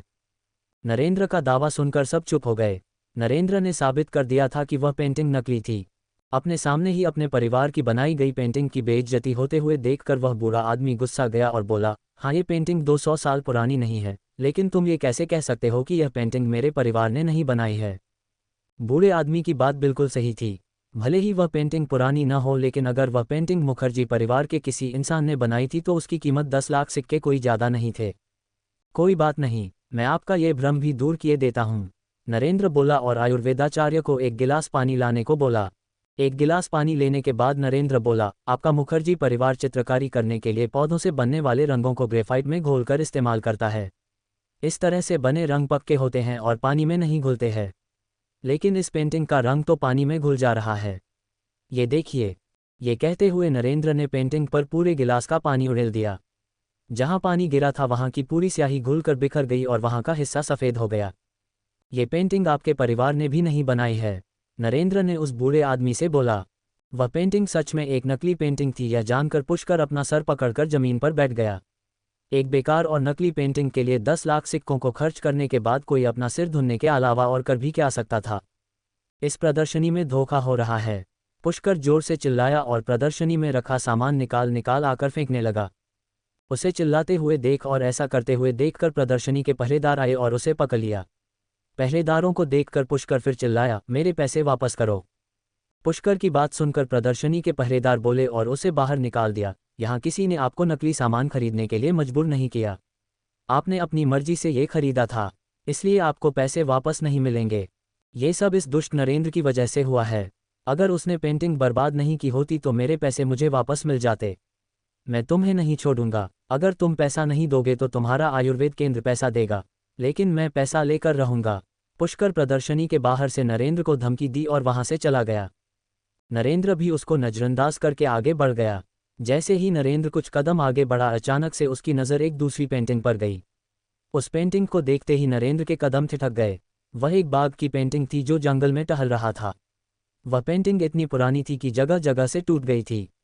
नरेंद्र ने पेंटिंग के टैग पर लगा दाम देखा तो वहां सिर्फ 100 सिक्के लिखे हुए थे। नरेंद्र ने 100 सिक्कों के बदले उस पेंटिंग को खरीद लिया और उसे रोल करके ऐसे रखा जैसे उसे कोई बड़ा खजाना मिल गया हो। ऐसा क्या है इस पुरानी पेंटिंग में जो तुम इसे इतनी महंगी कीमत पर खरीद रहे हो? आयुर्वेदाचार्य ने नरेंद्र से सवाल किया। इस पेंटिंग की कीमत आप नहीं समझेंगे आयुर्वेदाचार्य, ये पेंटिंग मेरी जिंदगी से भी ज़्यादा कीमती है। क्या थी उस पेंटिंग की सच्चाई जो नरेंद्र ने उसे देखते ही खरीद लिया? क्या नरेंद्र को पुष्कर के पैसे देने पड़ेंगे? पुष्कर की पेंटिंग को नकली साबित करने के बाद नरेंद्र ने एक बेकार सी पेंटिंग खरीदी। उस पेंटिंग को देखकर आयुर्वेदाचार्य हैरान हो गए कि इतनी बेकार और पुरानी पेंटिंग को नरेंद्र इतने महंगे दामों में क्यों खरीद रहा है। तो नरेंद्र उसे बताता है कि ये पेंटिंग उसे उसकी जान से भी ज़्यादा कीमती है। पेंटिंग लेने के बाद आयुर्वेदाचार्य नरेंद्र से बोला, हमें काफ़ी देर हो चुकी है, अब हमें चलना चाहिए। अमात्य अश्वदेव हमें ढूंढ रहे होंगे। ठीक है, यहाँ आने का हमें एक फ़ायदा हुआ, ये कीमती पेंटिंग मुझे मिल गई। इस पेंटिंग से मेरे लड़ने की शक्ति काफ़ी बढ़ जाएगी, नरेंद्र बोला और वे दोनों प्रदर्शनी से निकलकर सड़क पर आ गए और रास्ते में कुछ खाने के बाद वे दोनों पंचतत्व आयुर्वेदिक केंद्र पर पहुंचे। ठीक है, यहाँ आने का हमें एक फ़ायदा हुआ, ये कीमती पेंटिंग मुझे मिल गई। इस पेंटिंग से मेरे लड़ने की शक्ति काफ़ी बढ़ जाएगी, नरेंद्र बोला और वे दोनों प्रदर्शनी से निकलकर सड़क पर आ गए और रास्ते में कुछ खाने के बाद वे दोनों पंचतत्व आयुर्वेदिक केंद्र पर पहुंचे। अमात्य अश्वादेव पहले से ही उनका इंतजार कर रहे थे। आयुर्वेदाचार्य को देखते ही उन्होंने पूछा, दोपहर को विश्वजीत मेरे पास क्यों आया था? वो मुझसे झगड़ा भी कर रहा था, तुम लोगों ने उसके साथ क्या किया? अमात्य अश्वदेव को शेखर के साथ झगड़े वाली बात पता चल गई थी, इसलिए उनके पास पूरी बात बताने के अलावा और कोई रास्ता नहीं था। इसलिए आयुर्वेदाचार्य ने उन्हें पूरी बात बताई और कहा, आपको देखना चाहिए था जब नरेंद्र ने उसे थप्पड़ मारा। वो तो बीच बचाव में नकुल आ गया, नहीं तो नरेंद्र आर पार के मूड में था। चलो कोई बात नहीं, मैं मामले को संभाल लूंगा, बस इसके बाद तुम लोग किसी से झगड़ा मत करना। अमात्य अश्वदेव बोले और अपने कमरे में सोने चले गए। अगले दिन प्रतियोगिता शुरू होने वाली थी, इसलिए उन्हें आराम भी करना था। कमरे में जाने के कुछ देर बाद ही आयुर्वेदाचार्य सो गए, लेकिन नरेंद्र की आंखों में नींद कहाँ थी। वो धीरे से उठा और बाघ वाली पेंटिंग निकाली और उसे दीवार पर लगा दिया।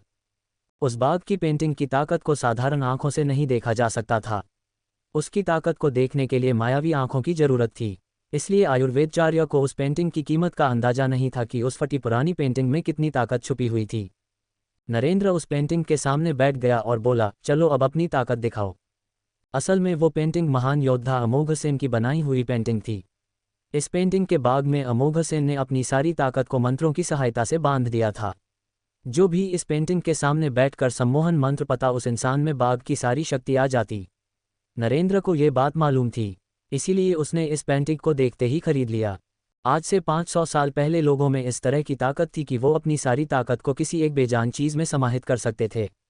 जैसे कि कोई योद्धा अपनी ताकत किसी पेंटिंग या हथियार में डाल सकता था, कोई वैद्य अपना सारा ज्ञान किसी औषधीय गोली में डाल सकता था। लेकिन बाद में इंसान ऐसे मंत्रों का दुरुपयोग करने लगे, तब देवताओं ने इन मंत्रों को प्रतिबंधित कर दिया था। जैसे पेंटिंग के सामने नरेंद्र ध्यान लगा कर बैठा, अचानक से उसे महसूस हुआ कि वो पेंटिंग के अंदर पहुंच गया है और वो बाघ उसके सामने है। ऐसा लग रहा था कि जैसे नरेंद्र का शरीर एक नाव की तरह आकाश में तैर रहा है। तभी अचानक से उस बाघ ने झटके से अपनी आंख खोली और उसकी आंखों से एक तेज रोशनी निकली, जिससे नरेंद्र की आंखें चौंधिया गईं। नरेंद्र अपनी हथेली को अपनी आंखों के सामने लाते हुए बोला, आह, इसका क्या मतलब है? कहीं ये चकमा देने की कोशिश तो नहीं है? नरेंद्र का अनुमान सच साबित हुआ। जैसे ही नरेंद्र की आंखें चौंधियाईं, अचानक से उस बाघ ने उस पर हमला कर दिया और नरेंद्र छिटक के दूर जा गिरा। वो बाघ धीरे धीरे नरेंद्र की ओर बढ़ रहा था। नरेंद्र उस पेंटिंग में कैद हो गया था, इसलिए बाघ को अपनी ओर आते हुए देखकर नरेंद्र अपनी पूरी हिम्मत बटोरते हुए बोला, अब मैं पीछे नहीं हट सकता, मुझे इस बाघ का सामना करना ही पड़ेगा। जैसे ही इस बार उस बाघ ने झपट्टा मारा, नरेंद्र पूरी तरह से तैयार था। उसने अपने दोनों मजबूत हाथों से उस बाघ की गर्दन पकड़ ली और उससे जूझने लगा। जैसे ही लगा कि नरेंद्र उस बाघ पर काबू पा लेगा, अचानक से वो बाघ गायब हो गया। अरे, ये क्या हुआ? वो बाघ कहाँ चला गया? नरेंद्र हैरानी से बोला। इधर कमरे में नरेंद्र का शरीर ध्यान लगाए बैठा था। उसका पूरा शरीर पसीने से तरबतर था। नरेंद्र के पास भले ही अमर योद्धा का ज्ञान था, लेकिन उसका शरीर काफी कमजोर था। तभी अचानक से उसे आसमान में बाघ दिखाई दिया। वो बाघ नरेंद्र की ओर देखकर दहाड़ रहा था। इधर नरेंद्र ने देखा कि वो एक चट्टान पर खड़ा था और अब उसे बाघ की दहाड़ से डर नहीं लग रहा था। उसे ऐसा लग रहा था कि जैसे कि वो खुद एक बाघ हो। अचानक से धरती हिलने लगी और पत्थरों का एक तेज तूफान नरेंद्र की ओर बढ़ा। इधर नरेंद्र के शरीर की ऊर्जा से कमरे की सारी चीजें हवा में उड़ने लगीं। नरेंद्र कमरे में घट रही इन सारी चीजों से बेखबर था। उधर पेंटिंग में नरेंद्र अचानक से पत्थरों का तूफान देखकर बोला, अब ये कौन सी नई मुसीबत है? इन पत्थरों के तूफान से मैं कैसे बचूं? उधर बाघ आसमान से दहाड़े जा रहा था, जैसे कि वो कह रहा हो कि डरो मत नरेंद्र, मैं तुम्हारे साथ हूं। पत्थरों का तूफान नरेंद्र के बिल्कुल करीब पहुंच गया। तभी एक हैरान कर देने वाली घटना घटी। नरेंद्र की तरफ आ रहे सारे पत्थर रोशनी के छोटे छोटे टुकड़ों में बंट गए और नरेंद्र के ऊपर से गुजर गए और फिर अचानक से वहां अंधेरा छा गया। इधर कमरे में नरेंद्र की चेतना वापस लौटी। नरेंद्र की चेतना के वापस लौटते ही कमरे की सारी चीजें धड़ाम से जमीन पर आ गिरीं। अचानक से हुए इस शोर से आयुर्वेदाचार्य की नींद खुल गई और उसने देखा कि नरेंद्र तस्वीर के सामने ध्यान लगाकर बैठा हुआ है और कमरे का सारा सामान बिखरा पड़ा है। ये सब क्या है नरेंद्र? सारा सामान क्यों बिखरा पड़ा है? आयुर्वेदाचार्य ने नरेंद्र से पूछा। मुझे नहीं पता, मैं तो ध्यान में मग्न था, नरेंद्र ने जवाब दिया। ये कैसा ध्यान है कि तुम्हारे अगल बगल क्या हो रहा है क्या नहीं, इसका तुम्हें पता भी नहीं चला? आयुर्वेदाचारी बुदबुदाते हुए आंखें मलता हुआ उठा। तभी अचानक से उसकी नज़र दीवार पर टंगी उस पेंटिंग पर गई। उस पेंटिंग को देखते ही उसकी सारी नींद गायब हो गई। ये कैसे हुआ? इस पेंटिंग का बाग कहाँ गया? आयुर्वेदाचार्य ने हैरानी से नरेंद्र की तरफ देखकर पूछा। पेंटिंग में पेड़, जंगल, घास और मैदान पहले की तरह ही थे, लेकिन बाग गायब था। आयुर्वेदाचार्य की का सवाल सुनकर नरेंद्र मुस्कुराया और उठकर कमरे से चला गया। उस बाघ की सारी ताकत नरेंद्र के शरीर में समा चुकी थी। अब उसके पास एक अमर योद्धा का ज्ञान होने के साथ साथ एक अमर योद्धा की ताकत भी थी। योजक चिन्ह। अगले दिन प्रतियोगिता शुरू हुई। प्रतियोगिता में कुल 40 प्रतिभागी भाग ले रहे थे। इस 40 प्रतिभागियों में से सिर्फ 35 प्रतिभागी ही पास होने वाले थे। अगर कोई प्रतिभागी हार जाता तो उसे अपना आयुर्वेद केंद्र बंद करना पड़ता। इसलिए नरेंद्र को अपना केंद्र बचाना था, तो उसे किसी भी कीमत पर इस प्रतियोगिता में जीतना था। जैसे ही नरेंद्र को लोगों ने देखा तो भीड़ में खुसुर पुसुर शुरू हो गई। क्या ये वही लड़का है जिसने शेखर को थप्पड़ मार दिया था? आयुर्वेद सीखने वाले एक लड़के ने नरेंद्र की तरफ इशारा करते हुए बोला। हाँ, मैंने भी सुना है। वो जम्बू राज्य के ब्रह्मानंद केंद्र से आया है और उसने पुष्कर की 10 लाख सिक्कों से खरीदी एक पेंटिंग भी बर्बाद एक दी और उसका हर्जाना भी नहीं दिया। उसकी बात सुनकर दूसरा लड़का बोला। लड़कियों के बीच तो नरेंद्र कुछ ज्यादा ही लोकप्रिय हो गया था, क्योंकि आयुर्वेदिक वैद्यों में युवा लोग बेहद कम दिखाई देते थे। नरेंद्र के पहले अब तक की इस प्रतियोगिता में नकुल सबसे युवा था, जिसकी उम्र 35 साल की थी। तय समय पर हजारों दर्शकों के बीच प्रतियोगिता शुरू हुई। सबके सामने की बेंच पर 3 जज बैठे थे। वे तीनों आर्यकुल गुरुकुल के जाने माने वैद्य शिक्षक थे। उनके पीछे पिछली प्रतियोगिता के 35 विजेताओं के केंद्रों के मालिक बैठे थे। पिछली बार ब्रह्मानंद आयुर्वेदिक केंद्र का 35वां स्थान था, इसलिए अमात्य अश्वदेव की कुर्सी सबसे किनारे लगी हुई थी।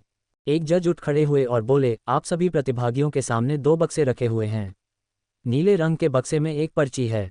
इस पर्ची में एक औषधि का नाम लिखा है और उस औषधि को बनाने की सारी सामग्रियां रखी हुई हैं।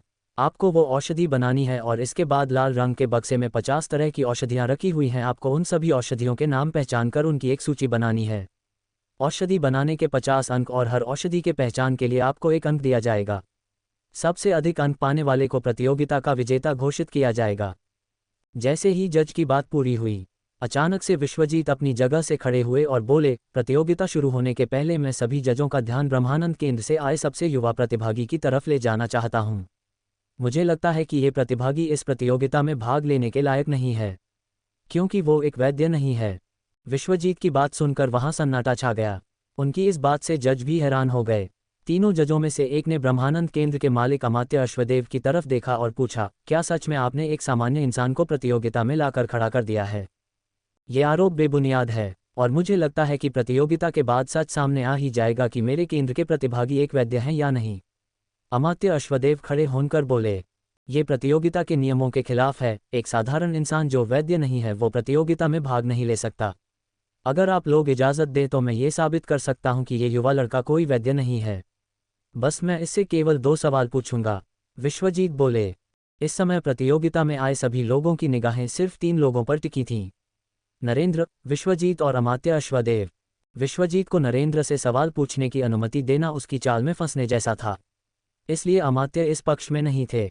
लेकिन इसके पहले ही वे कुछ बोल पाते, जजों ने विश्वजीत को नरेंद्र से सवाल करने की अनुमति दे दी। अनुमति पाने के बाद विश्वजीत के चेहरे पर जीत की एक मुस्कान थी और वो नरेंद्र की तरफ घूमा और बोला, मेरा पहला सवाल यह है कि तुम्हारी उम्र कितनी है? विश्वजीत का ये सवाल सुनकर प्रतियोगिता में आए सभी लोग हंसने लगे, क्योंकि ये सवाल बेहद साधारण था और उससे नरेंद्र के वैद्य होने से कोई लेना देना नहीं था। कोई और होता तो ये सवाल सुनकर गुस्सा हो जाता, लेकिन नरेंद्र के चेहरे पर कोई शिकन नहीं थी। उसने शांति से विश्वजीत के सवाल का उत्तर दिया, 18 साल। सुना आप लोगों ने, क्या ये संभव है कि एक 18 साल का लड़का वैद्य बन सकता है? विश्वजीत बोला, खैर मेरा दूसरा सवाल ये है कि नरेंद्र ये बताए कि क्या उन्होंने पौधा विज्ञान और औषधि सूत्र नाम की किताबों को पढ़ा है? विश्वजीत का ये सवाल सुनकर अमात्य अश्वदेव अपना सिर पकड़कर बैठ गए और बुदबुदाते हुए बोले, गए काम से। वो अपनी चाल में कामयाब हो गया। नरेंद्र को चुप देखकर सभी जजों में से एक जज बोले, बोलो नौजवान, विश्वजीत के सवाल का उत्तर दो। सुना आप लोगों ने? विश्वजीत खुशी से उछलते हुए बोला, इस लड़के ने न तो औषधि सूत्र को पढ़ा है और न ही पौधा विज्ञान, जबकि ये दोनों किताबें वे किताबें हैं जो आयुर्वेद सीखने वाला हर लड़का सबसे पहले पढ़ता है। इतना कहने के बाद विश्वजीत हंसते हुए बोला, जो लड़का पौधों और जड़ी बूटियों के बारे में जानता ही न हो वो वैद्य क्या होगा? तीनों जज भी विश्वजीत की बात से सहमत होते दिखे। ये सच था कि औषधियों को बनाने और उन्हें जानने में सालों का समय लगता था और महज 18 साल की उम्र में ये सारी चीज़ें जानना किसी भी इंसान के बस की बात नहीं थी। विश्वजीत फिर बोला, मैं तो कहता हूं कि इस लड़के को यहाँ लाकर अमात्य अश्वदेव ने इस प्रतियोगिता का अपमान किया है, इसलिए इनके केंद्र को हमेशा के लिए बंद करने का दंड मिलना चाहिए। दर्शकों का शोर बढ़ता जा रहा था, इसलिए जजों को भी नरेंद्र की दावेदारी पर जल्दी फैसला लेना था। कुछ देर आपस में सोच विचार करने के बाद तीनों जजों से एक, जो सबसे बूढ़ा था, खड़ा हुआ और बोला, आप लोग शांत रहिए। ब्रह्मानंद केंद्र की दावेदारी पर हमने फैसला कर लिया है। ये सच है कि एक सामान्य आदमी को इस प्रतियोगिता में लाना एक अपराध है, इसलिए जज अभी आगे कुछ बोल पाते इससे पहले नरेंद्र अपनी जगह से खड़ा हुआ और बोला, आप लोगों का फैसला सुनने से पहले मैं भी इस जगह के महान वैद्य विश्वजीत जी से 2 सवाल पूछना चाहता हूं। क्या नरेंद्र इस प्रतियोगिता में भाग ले पाएगा या फिर उसे प्रतियोगिता शुरू होने के पहले ही निकाल दिया जाएगा? पुष्कर की पेंटिंग को नकली साबित करने के बाद नरेंद्र ने एक बेकार सी पेंटिंग खरीदी। उस पेंटिंग को देखकर आयुर्वेदाचार्य हैरान हो गए कि इतनी बेकार और पुरानी पेंटिंग को नरेंद्र इतने महंगे दामों में क्यों खरीद रहा है। तो नरेंद्र उसे बताता है कि ये पेंटिंग उसे उसकी जान से भी ज़्यादा कीमती है। पेंटिंग लेने के बाद आयुर्वेदाचार्य नरेंद्र से बोला, हमें काफ़ी देर हो चुकी है, अब हमें चलना चाहिए। अमात्य अश्वदेव हमें ढूंढ रहे होंगे। ठीक है, यहाँ आने का हमें एक फ़ायदा हुआ। ये कीमती पेंटिंग मुझे मिल गई। इस पेंटिंग से मेरे लड़ने की शक्ति काफ़ी बढ़ जाएगी, नरेंद्र बोला। और वे दोनों प्रदर्शनी से निकलकर सड़क पर आ गए और रास्ते में कुछ खाने के बाद वे दोनों पंचतत्व आयुर्वेदिक केंद्र पर पहुंचे। ठीक है, यहाँ आने का हमें एक फ़ायदा हुआ। ये कीमती पेंटिंग मुझे मिल गई। इस पेंटिंग से मेरे लड़ने की शक्ति काफ़ी बढ़ जाएगी, नरेंद्र बोला। और वे दोनों प्रदर्शनी से निकलकर सड़क पर आ गए और रास्ते में कुछ खाने के बाद वे दोनों पंचतत्व आयुर्वेदिक केंद्र पर पहुंचे। अमात्य अश्वादेव पहले से ही उनका इंतजार कर रहे थे। आयुर्वेदाचार्य को देखते ही उन्होंने पूछा, दोपहर को विश्वजीत मेरे पास क्यों आया था? वो मुझसे झगड़ा भी कर रहा था। तुम लोगों ने उसके साथ क्या किया? अमात्य अश्वदेव को शेखर के साथ झगड़े वाली बात पता चल गई थी, इसलिए उनके पास पूरी बात बताने के अलावा और कोई रास्ता नहीं था। इसलिए आयुर्वेदाचार्य ने उन्हें पूरी बात बताई और कहा, आपको देखना चाहिए था जब नरेंद्र ने उसे थप्पड़ मारा। वो तो बीच बचाव में नकुल आ गया, नहीं तो नरेंद्र आर पार के मूड में था। चलो कोई बात नहीं, मैं मामले को संभाल लूंगा। बस इसके बाद तुम लोग किसी से झगड़ा मत करना, अमात्य अश्वदेव बोले और अपने कमरे में सोने चले गए। अगले दिन प्रतियोगिता शुरू होने वाली थी, इसलिए उन्हें आराम भी करना था। कमरे में जाने के कुछ देर बाद ही आयुर्वेदाचार्य सो गए, लेकिन नरेंद्र की आंखों में नींद कहाँ थी। वो धीरे से उठा और बाघ वाली पेंटिंग निकाली और उसे दीवार पर लगा दिया। उस बाघ की पेंटिंग की ताकत को साधारण आंखों से नहीं देखा जा सकता था। उसकी ताकत को देखने के लिए मायावी आंखों की जरूरत थी। इसलिए आयुर्वेदाचार्य को उस पेंटिंग की कीमत का अंदाजा नहीं था कि उस फटी पुरानी पेंटिंग में कितनी ताकत छुपी हुई थी। नरेंद्र उस पेंटिंग के सामने बैठ गया और बोला, चलो अब अपनी ताकत दिखाओ। असल में वो पेंटिंग महान योद्धा अमोघ सेन की बनाई हुई पेंटिंग थी।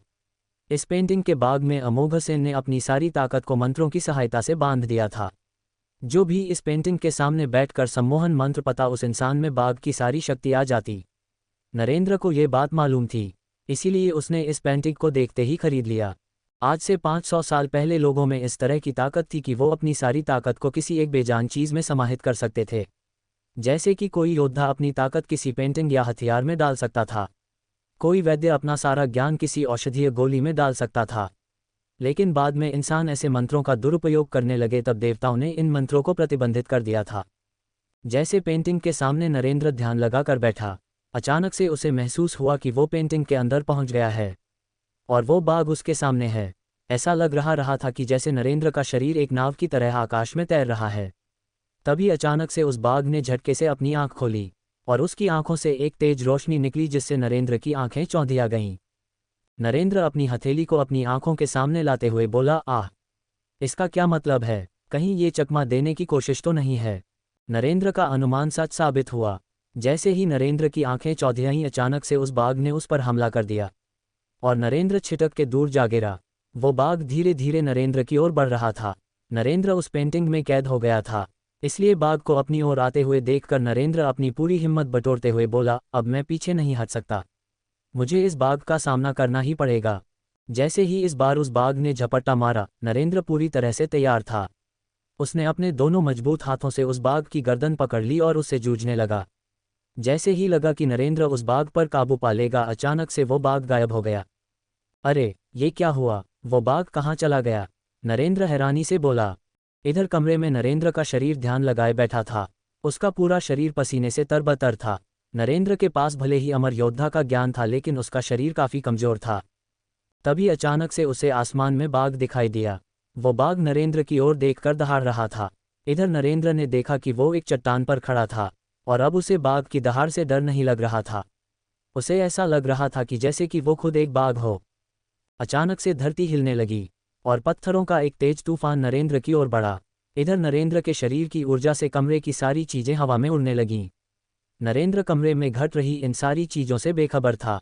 उधर पेंटिंग में नरेंद्र अचानक से पत्थरों का तूफान देखकर बोला, अब ये कौन सी नई मुसीबत है? इन पत्थरों के तूफान से मैं कैसे बचूं?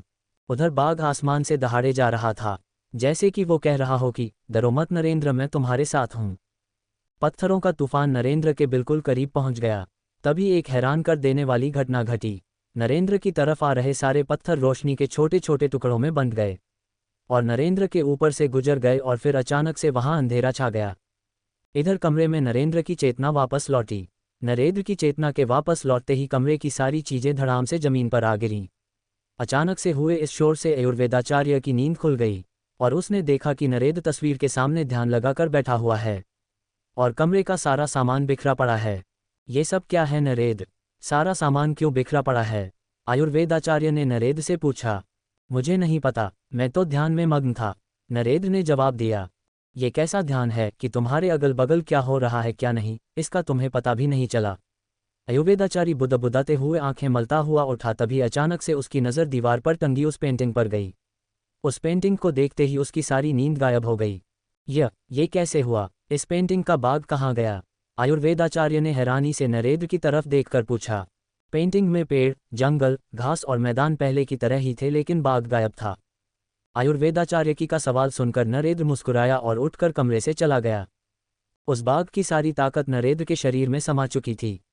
अब उसके पास एक अमर योद्धा का ज्ञान होने के साथ साथ एक अमर योद्धा की ताकत भी थी। योजक चिन्ह। अगले दिन प्रतियोगिता शुरू हुई।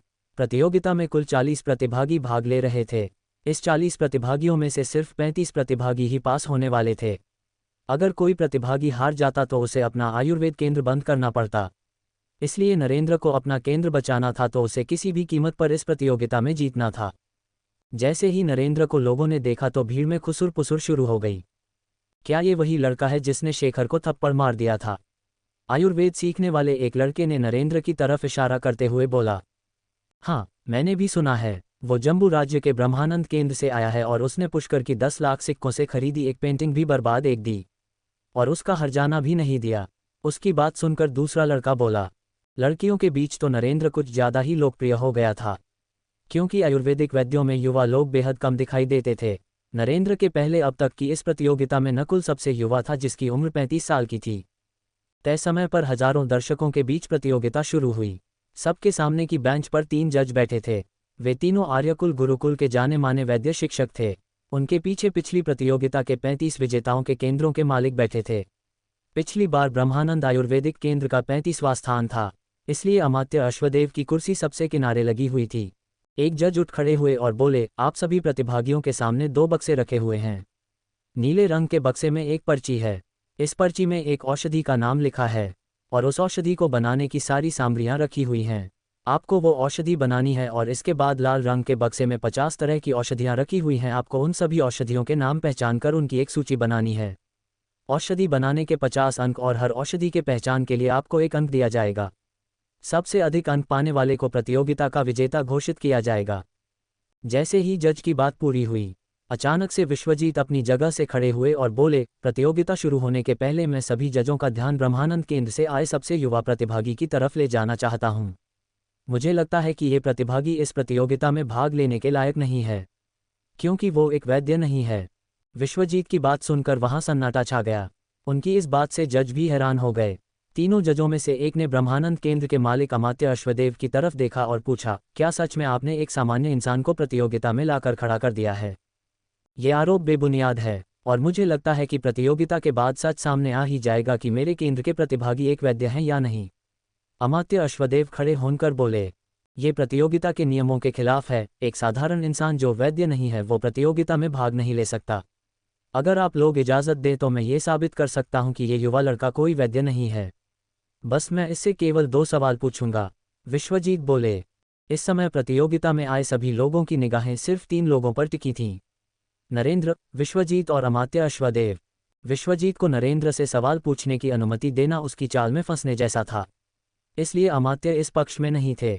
लेकिन इसके पहले ही वे कुछ बोल पाते जजों ने विश्वजीत को नरेंद्र से सवाल करने की अनुमति दे दी। अनुमति पाने के बाद विश्वजीत के चेहरे पर जीत की एक मुस्कान थी और वो नरेंद्र की तरफ घूमा और बोला, मेरा पहला सवाल यह है कि तुम्हारी उम्र कितनी है? विश्वजीत का ये सवाल सुनकर प्रतियोगिता में आए सभी लोग हंसने लगे, क्योंकि ये सवाल बेहद साधारण था और उससे नरेंद्र के वैद्य होने से कोई लेना देना नहीं था। कोई और होता तो ये सवाल सुनकर गुस्सा हो जाता, लेकिन नरेंद्र के चेहरे पर कोई शिकन नहीं थी। उसने शांति से विश्वजीत के सवाल का उत्तर दिया, 18 साल। सुना आप लोगों ने, क्या ये संभव है कि एक 18 साल का लड़का वैद्य बन सकता है? विश्वजीत बोला, खैर मेरा दूसरा सवाल ये है कि नरेंद्र ये बताए कि क्या उन्होंने पौधा विज्ञान और औषधि सूत्र नाम की किताबों को पढ़ा है? विश्वजीत का ये सवाल सुनकर अमात्य अश्वदेव अपना सिर पकड़कर बैठ गए और बुदबुदाते हुए बोले, गए काम से। वो अपनी चाल में कामयाब हो गया। नरेंद्र को चुप देखकर सभी जजों में से एक जज बोले, बोलो नौजवान, विश्वजीत के सवाल का उत्तर दो। सुना आप लोगों ने? विश्वजीत खुशी से उछलते हुए बोला, इस लड़के ने न तो औषधि सूत्र को पढ़ा है और न ही पौधा विज्ञान, जबकि ये दोनों किताबें वे किताबें हैं जो आयुर्वेद सीखने वाला हर लड़का सबसे पहले पढ़ता है। इतना कहने के बाद विश्वजीत हंसते हुए बोला, जो लड़का पौधों और जड़ी बूटियों के बारे में जानता ही न हो, वो वैद्य क्या होगा? तीनों जज भी विश्वजीत की बात से सहमत होते दिखे। ये सच था कि औषधियों को बनाने और उन्हें जानने में सालों का समय लगता था और महज 18 साल की उम्र में ये सारी चीज़ें जानना किसी भी इंसान के बस की बात नहीं थी। विश्वजीत फिर बोला, मैं तो कहता हूँ कि इस लड़के को यहाँ लाकर अमात्य अश्वदेव ने इस प्रतियोगिता का अपमान किया है, इसलिए इनके केंद्र को हमेशा के लिए बंद करने का दंड मिलना चाहिए। दर्शकों का शोर बढ़ता जा रहा था, इसलिए जजों को भी नरेंद्र की दावेदारी पर जल्दी फैसला लेना था। कुछ देर आपस में सोच विचार करने के बाद तीनों जजों से एक, जो सबसे बूढ़ा था, खड़ा हुआ और बोला, आप लोग शांत रहिए। ब्रह्मानंद केंद्र की दावेदारी पर हमने फैसला कर लिया है। ये सच है कि एक सामान्य आदमी को इस प्रतियोगिता में लाना एक अपराध है, इसलिए जज अभी आगे कुछ बोल पाते इससे पहले नरेंद्र अपनी जगह से खड़ा हुआ और बोला, आप लोगों का फैसला सुनने से पहले मैं भी इस जगह के महान वैद्य विश्वजीत जी से 2 सवाल पूछना चाहता हूँ। क्या नरेंद्र इस प्रतियोगिता में भाग ले पाएगा, या फिर उसे प्रतियोगिता शुरू होने के पहले ही निकाल दिया जाएगा? अगर आपको स्टोरी पसंद आई तो please like, share and subscribe जरूर कीजिएगा और बायो में टेलीग्राम लिंक है। धन्यवाद।